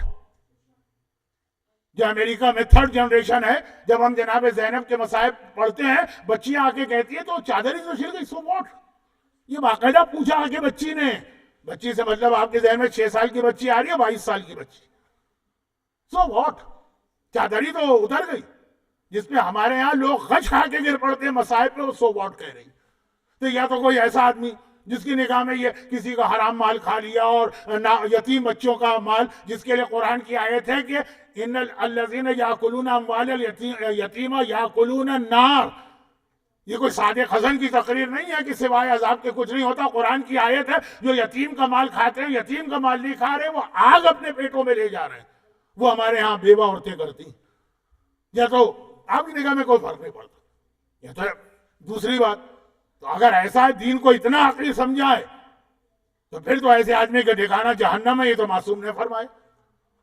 یا تیسرا یہ ہے کہ کسی ایسے بہکانے والے کے ہاتھ میں آپ پھنس گئے. یہ عورت اس کی بیوی ہے, اس کے گھر میں رہے, کیا فرق پڑتا ہے, سو واٹ. جو امریکہ میں 3rd جنریشن ہے, جب ہم جناب زینب کے مصائب پڑھتے ہیں, بچیاں آ کے کہتی ہیں تو چادر ہی تو چھل گئی, سو واٹ. یہ باقاعدہ پوچھا آ کے بچی نے, بچی سے مطلب آپ کے ذہن میں 6 سال کی بچی آ رہی ہے, 22 سال کی بچی, سو واٹ, چادر ہی تو اتر گئی. جس پہ ہمارے ہاں لوگ غش کھا کے گر پڑتے ہیں مصائب پہ, وہ سو واٹ کہہ رہی. تو یا تو کوئی ایسا آدمی جس کی نگاہ میں یہ کسی کا حرام مال کھا لیا اور یتیم بچوں کا مال, جس کے لیے قرآن کی آیت ہے کہ ان الذین یاکلون اموال الیتیم یاکلون النار. یہ کوئی صادق حسن کی تقریر نہیں ہے کہ سوائے عذاب کے کچھ نہیں ہوتا. قرآن کی آیت ہے, جو یتیم کا مال کھاتے ہیں, یتیم کا مال نہیں کھا رہے, وہ آگ اپنے پیٹوں میں لے جا رہے ہیں. وہ ہمارے ہاں بیوہ عورتیں کرتی. یا تو آپ کی نگاہ میں کوئی فرق نہیں پڑتا. یا تو دوسری بات, تو اگر ایسا دین کو اتنا عقلی سمجھا ہے تو پھر تو ایسے آدمی کا ٹھکانہ جہنم ہے, یہ تو معصوم نے فرمایا. یا تیسرا یہ ہے کہ کسی ایسے بہکانے والے کے ہاتھ میں آپ پھنس گئے, جو ہماری قوم میں بہت ہے, میلبرن تک میں ممبر پہ جا کے کہتے ہیں کہ کوئی پرواہ نہیں ہے, علی موجود ہے بخشش کرانے کے لیے, حسین موجود ہے بخشش کرانے کے لیے, کسی کا حق مارو کہ کوئی گناہ نہیں کرنا چاہیے, مومن کو علی جیسا ہونا چاہیے, لیکن اگر کر لو گے تو علی بخشوا دیں گے. تو اب جب بخشوا دیں گے تو للو بھی کیوں ہلاؤ, اتنی انرجی بھی کیوں ویسٹ کریں. یا تو آپ ایسے کے ہاتھ میں پھنس گئے, جو آپ انڈیا پاکستان میں بہت سے ایسے لوگوں کو دیکھتے ہوں گے جو باقاعدہ ممبر سے ہی میسج دیتے ہیں, یہاں تک کہہ دیتے ہیں کہ ارے اگر تم نے گناہ کبیرہ کر کے بھی سوچا کہ مجھ پر عذاب آئے گا تو تم نے امام کے بارے میں بدگمانی کی. یا تو آپ ایسے کے ہاتھ میں پھنس گئے جو کہتے ہیں بڑے سے بڑا گناہ کرو, امام سب کو بخشوا کے لے جائیں گے بغیر کسی سزا کے. علی کا محب جنت میں جائے گا, اس میں شک کیا. حسین کا عزادار بخشا جائے گا, اس میں شک کیا. مگر جو گناہ کیے, اچھا اس وقت یہ سمجھ میں آتا ہے جب کوئی ہمارا حق کھا کے بیٹھ جائے, ہمارے مکان پہ قبضہ کر کے بیٹھ گیا, ہم نے محنت سے بنایا, کسی نے کہا بھائی وہ بھی تو مومن ہے, ہم نے کہا بھاڑ میں جائے وہ مومن, ہمارے مکان پہ قبضہ. اس وقت کچھ یاد نہیں آتا, جو بھاڑ میں نہیں جائے گا, یہ کراچی کا محاورہ ہے. بھاڑ وہ کہتے ہیں جس میں چنے کو بھونا جاتا, باقی جگہ محاورہ ہے جہنم میں جائے. نہیں, اس وقت یاد نہیں آتا آپ جہنم میں بھیج رہے ہیں اپنے مومن بھائی کو کیونکہ آپ کا حق دبا کے بیٹھ گیا. تب بھول گئے امام کی شفاعت بھی اور عزاداری بھی اور مولا علی کی محبت. نہیں بتایا ہم بخشوائیں گے, ہم بخشوائیں گے, ہم کس لیے, لیکن گناہ کی کچھ نہ کچھ سزا برداشت کرنا. جو دعائے کمیل میں طعم عذاب عذاب کا مزہ چکھا, اللہ کے عذاب کا مزہ ہی اتنا سخت ہوتا. یا تیسری یہ بات, اور یا پھر چوتھی بات, بھائی یا تو آپ کو یقین نہیں ہے بتانے والے پر، وہ آپ کا حق ہے، لیکن پھر آپ جس پر یقین ہے اس سے پوچھیں. یا یہ کہ آپ کی نگاہ میں یہ حلال حرام، یہ پیسے کھانا، یہ عورت کا 10 آدمیوں کے ساتھ جا کے رہ جانا کوئی مسئلہ ہی نہیں. یا تو یہ بات ہے کہ دین کوئی اہمیت نہیں رکھتا، یا یہ کہ آپ کو یقین کامل ہے کہ اللہ کوئی سزا نہیں دے گا. اور یہ تینوں باتیں غلط ہیں. یا چوتھی بات یہ ہے کہ معلومات ہی نہیں ہے. یہی تو پرابلم ہے جو امام فرما رہے ہیں. حلال و حرام کا علم سیکھو تو جتنے جو ایزی مسئلے جس کے اندر بڑے بڑے گناہ چھپے ہیں اس سے تم بچ جاؤ گے. یہ 8ویں امام کی زندگی کا خلاصہ تھا. چنانچہ آپ دیکھتے ہیں کہ مامون جو بلایا کہ لایا، امام کی سختیاں سے برداشت نہیں ہوئی. کیا سختیاں تھیں؟ امام وضو کر رہے ہیں، ایک مومن دوڑا دوڑا آیا. پرانے زمانے کا وضو ہے نا جس میں یہ نل ول تو تھے نہیں، لوٹے میں پانی ہوتا ہے اٹھا کے چلو میں لیتے. وہ آیا، مولا مولا میں پانی ڈال دوں. امام نے کہا خبردار اس پانی کو ہاتھ نہ لگانا. کیوں مولا؟ میں نجیس ہوں کہ کیا ہوں؟ کہا نہیں، میں اس وقت وضو کے لیے پانی لے رہا ہوں. ہاں یوں ہی ہاتھ منہ دھو رہا ہوتا اور تم میری ہیلپ کرتے الگ بات. یہ وضو اللہ کی عبادت، اور قرآن کہتا ہے من کان یرجو لقاء ربہ فلیعمل عملا صالحا ولا یشرک بعبادت ربک احدا. رب کی عبادت میں کسی کو شریک نہ کرو. وضو رب کی عبادت ہے، میں اس میں کسی کی شرکت برداشت نہیں کروں گا. اور پھر جب مامون کے محل میں گئے دیکھا وہ وضو کر رہا اور اس کا غلام پانی ڈال رہا، امام نے فوراً ٹوک دی. کہا یہ کیا کر رہے؟ یہی آیت تلاوت کی، شریک نہ ہو. میں ایک مثال پہ ایک واقعہ بیان کر کے ختم کر رہا ہوں. یہی واقعہ، یہ سختی تھی جو امام حلال و حرام کے مسائل کی خلاف ورزی دیکھتے ہیں وہی ٹوک دیتے ہیں. ہم ایک عام مومن کو نہیں ٹوک پاتے، وہ 2 باتیں ہم کو سنا دے گا، کچھ اور نہ صحیح تو کل ایک ٹویٹ بھیج دے گا ہمارے خلاف. یہ آج کل سوشل میڈیا ہے نا، ایسا بے لگام گھوڑا بن گیا ہے جو بھاگتا چلا جا رہا ہے، جس کو چاہے آپ اس کے نیچے ڈال کے رون دے. اور وہاں امام مامون رشید جیسے اس وقت کے دنیا کے سب سے بڑے حکمران کو ٹوک رہے ہیں. دنیا کا اسلامی اس وقت ملک سب سے بڑا تھا. یہ برداشت نہیں ہو رہا. اس مومنہ سے نماز برداشت نہیں ہو رہی، یہ مامون سے یہ برداشت نہیں ہو رہا ہے کہ میرے غلام کے سامنے مجھے ٹوک دیا. بڑے دربار میں بھی ٹوکا جب سید پکڑ کے لایا گیا اور امام نے کہا ہاتھ اس کا نہیں کٹے گا، ہاتھ تیرا کٹے گا. وہ واقعات مشہور ہیں زندگی بھر. اور پھر کہتے رہے کہ یہ والا عمل ہے حلال و حرام سیکھنا جو تمہارے کام آئے گا جب امام زمانہ آئے. اور اسی موقع پر یہ جملہ بھی عرض کر دوں کہ آج کی رات جو ابھی گزر گئی ہمارے 8ویں امام کی ولادت کی رات. اور 8واں امام، اس کا نام، لقب، کنیت، دادا سے اس کے حالات کی مشابہت، امام زمانہ کے لیے تیاری، ساری چیزیں میں نے بتا دی. تو بس 2 جملے آخری، یعنی اب تقریر ختم ہو گئی. اب سلام عقیدت پیش کرنا ہے جس کو اللہ نے وسیلہ بنایا 8ویں امام کے اس دنیا میں لانے کا، اور وہ ہیں نجمہ خاتون. جناب نجمہ خاتون کے حوالے سے یہ 2 باتیں، 2 الگ الگ روایتیں ہمارے یہاں. اور یہ بھی ایک ظلم ہوا اہل بیت کے گھرانے پر کہ ان کی ماؤں کے حالات ہمارے سامنے یا لانے نہیں دیے گئے یا ساتھ میں جھوٹی روایت بنا کے اس کو شک میں ڈال دیا گیا. لیکن اتنا ہے کہ نجمہ خاتون 7ویں امام کی وہ بیوی جن کے حوالے سے ہمیں ایک واقعہ وہ یاد آ جاتا ہے کہ جب جناب شہربانو کی امام حسین سے شادی سے پہلے شہزادی فاطمہ آئی تھی. ایک واقعہ وہ یاد آ جاتا ہے جب 12ویں امام کی والدہ یعنی نرجس خاتون کی شادی سے پہلے شہزادی فاطمہ آئی تھی. لیکن یہاں پہ اس اعتبار سے اور زیادہ اہم واقعہ بنتا کہ 7ویں امام کی ماں، جن کا تذکرہ پچھلی تقریر میں آیا، 6ٹھے امام کی بیوہ ام حمیدہ، خواب میں رسول خدا کو دیکھتی. پیغمبر کا رتبہ تو بہرحال سب سے بلند ہے سوائے اللہ کے، بعد از خدا بزرگ توئی، قصہ مختصر. کبھی زیارت نہیں کی تھی، وہ تو 6ٹھے امام کی بیوی ہیں. رسول خدا کو تو 150 سال گزر گئے ہیں، خواب میں دیکھتے ہیں. اب کیا حالت ہوگی؟ ایک عام مومنہ چھوڑے، امام کی بیوی بھی ہو، رسول خدا کا خواب میں آنا. اور کہا میں اس لیے خواب میں آیا ہوں کہ عنقریب تیرے گھر میں ایک کنیز آئے گی، وہ پاک و پاکیزہ ہوگی، اس کا خیال رکھنا، وہ میرے اس بیٹے کی ماں بننے والی جو دنیا اور آخرت کا سردار ہوگا۔ لفظ ہے سلطان، اسی لیے بعض اوقات زیارت میں بھی 8ویں امام کے لیے لفظ سلطان ہم استعمال کرتے ہیں، یہ رسول کا جملہ ہے، وہ دنیا اور آخرت کا سلطان ہوگا۔ اور یہ خواب سے آنکھ کھلی اور اگلے ہی دن نجمہ خاتون کنیز کی شکل میں یہاں پہنچ گئی۔ وہ کنیز تھی نہیں، جیسے شہر بانو کنیز تھی نہیں، ایک طریقہ اختیار کیا گیا، جیسے نرجس خاتون روم کی شہزادی، وہ ایران کی شہزادی، یہ ملک غرب کی شہزادی، یعنی یا مراکش یا اسپین یا مارسیلس کے ایک علاقے کی کنیز کی شکل میں یہاں پہ آئی، کیونکہ پیغمبر پہلے سے ہی پیغام دے چکے تھے۔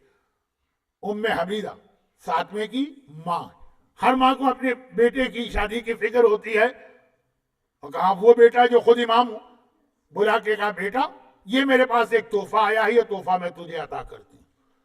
اور جناب نجمہ خاتون 7ویں امام کو عطا کی گئی، اور پھر خود نجمہ خاتون کہتی ہیں کہ ولادت سے ایک دن پہلے یعنی 10 ذی القعدہ کو میں نے خواب میں دیکھا، ایک غیبی آواز آ رہی ہے کہ تیرے یہاں جو بیٹا پیدا ہونے والا ہے اس کا خاص خیال کرنا، یہ رسول خدا کا جانشین ہے اور آنے والے امام کا جد یعنی دادا۔ اور پھر 11 تاریخ آ گئی ذی القعدہ کی، 8ویں امام دنیا میں آئے اور آتے ہی اپنے بزرگوں کی سنت پہ عمل کیا، وہ سنت بزرگان جس کا ہم مذاق اڑاتے ہیں، یعنی دنیا میں آتے ہی سجدے میں گر پڑے۔ پہلا عمل ہر امام معصوم کا سجدہ ہوتا، اور اللہ کی کبریائی کا اعلان کیا اور اپنے جد کی رسالت اور مولا علی کی ولایت کا۔ اور جیسے ہی 7ویں امام کو پتا چلا کہ میری بیوی کے یہاں ایک سے زیادہ بیویاں تھیں، 37 اولادیں ہیں 7ویں کی، کہ میری اس بیوی کے یہاں یہ بیٹا پیدا ہوا ہے، 7ویں نے کہا اس کا نام بدلو اور اس کا نام رکھو طاہرہ، ایسی پاک و پاکیزہ جو آیت تطہیر سے لفظ نکلا۔ طاہرہ یا فاطمہ زہرا کا لقب ہے، یا ان کا لقب بنا، خدیجہ طاہرہ کا لقب تو پہلے سے چلا آ رہا۔ تو جناب نجمہ خاتون کے کئی نام ہیں جو عرب میں ایک عام طریقہ تھا، نجمہ، خیزران، سکن، عروہ، تکتم اور آخر میں طاہرہ۔ ان کے گھر میں یہ بچہ آیا جس نے ایک وہ جملہ کہا جس کی وجہ سے وہ امام ضامن کہلاتے ہیں، جو میری زیارت کرے گا میں ضمانت لیتا ہوں کہ اس وقت اس کے پاس آؤں گا جب منکر و نکیر سوال کریں گے، اور اس وقت اس کے پاس آؤں گا جب قیامت میں نامہ اعمال دیا جا رہا۔ نامہ اعمال کھول کر تفصیل بات کی چیز، پہلے ہی مرحلے پہ ڈیسیشن ہے کہ سیدھے ہاتھ میں آ رہا ہے کہ الٹے ہاتھ میں۔ سیدھے کا مطلب ہی ہے کہ جنت، اور میں اس وقت اس کے پاس آؤں گا جب بال سے زیادہ باریک، تلوار کی دھار سے زیادہ تیز اور آگ سے زیادہ گرم پل پر سے گزر رہا ہو۔ یہی 3 تو بہت مشکل ترین مرحلے۔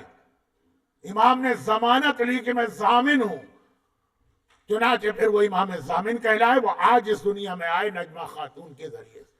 خدا بندہ اس امام ضامن کا واسطہ جو امام نے ضمانت لی، ہمیں اس قابل بنا دے کہ ہم امام کی ضمانت میں شامل ہو سکیں۔ دنیا اور آخرت کے ہر مشکل مرحلے میں ہمیں اپنے 8ویں امام اور ان کے معصوم بزرگوں اور اولادوں کی شفاعت اور مدد نصیب فرما۔ خدا بندہ جو مومنین اور مومنات آج کی اس مجلس میں آج کی اس محفل میں موجود ہیں، ان کی تمام شرعی حاجتوں کو پورا فرما، ان کو، ان کے گھروں کو، ان کے گھر والوں کو، ان کی اولادوں کو ہر مصیبت و پریشانی سے محفوظ فرما، بلکہ دنیا بھر میں جہاں جہاں علی کے چاہنے والے اور حسین کے عزادار ہیں انہیں دشمنان اہل بیت کے ہر شر سے محفوظ فرما۔ خدا بندہ ہمارے تمام مرحومین، خاص طور پر حاضرین جشن کے تمام مرحومین، اور جن مرحومین کے لیے فاتحہ آیات جن کو بانی محفل کی جانب سے جو نام ہے، ان سب کو اعلی علیین میں 8ویں امام ہی کے جوار سے ملحق فرما۔ ہمارے بیماروں کو شفاء کاملہ عطا فرما۔ خدا بندہ جس کے دسترخوان رزق سے دنیا کی ہر مخلوق استفادہ کرتی ہے، واقعات ہیں، یہ چڑیاں آتی ہیں، جانور آتے ہیں، ہرنی آتی ہے، خدا بندہ صاحبان ایمان کو رزق کی ہر پریشانی سے محفوظ فرما، اور جو اصل جشن کا لطف اور مزہ ہوتا وہ یہی ہے کہ حکمران قیدیوں کو آزاد کیا کرتے ہیں.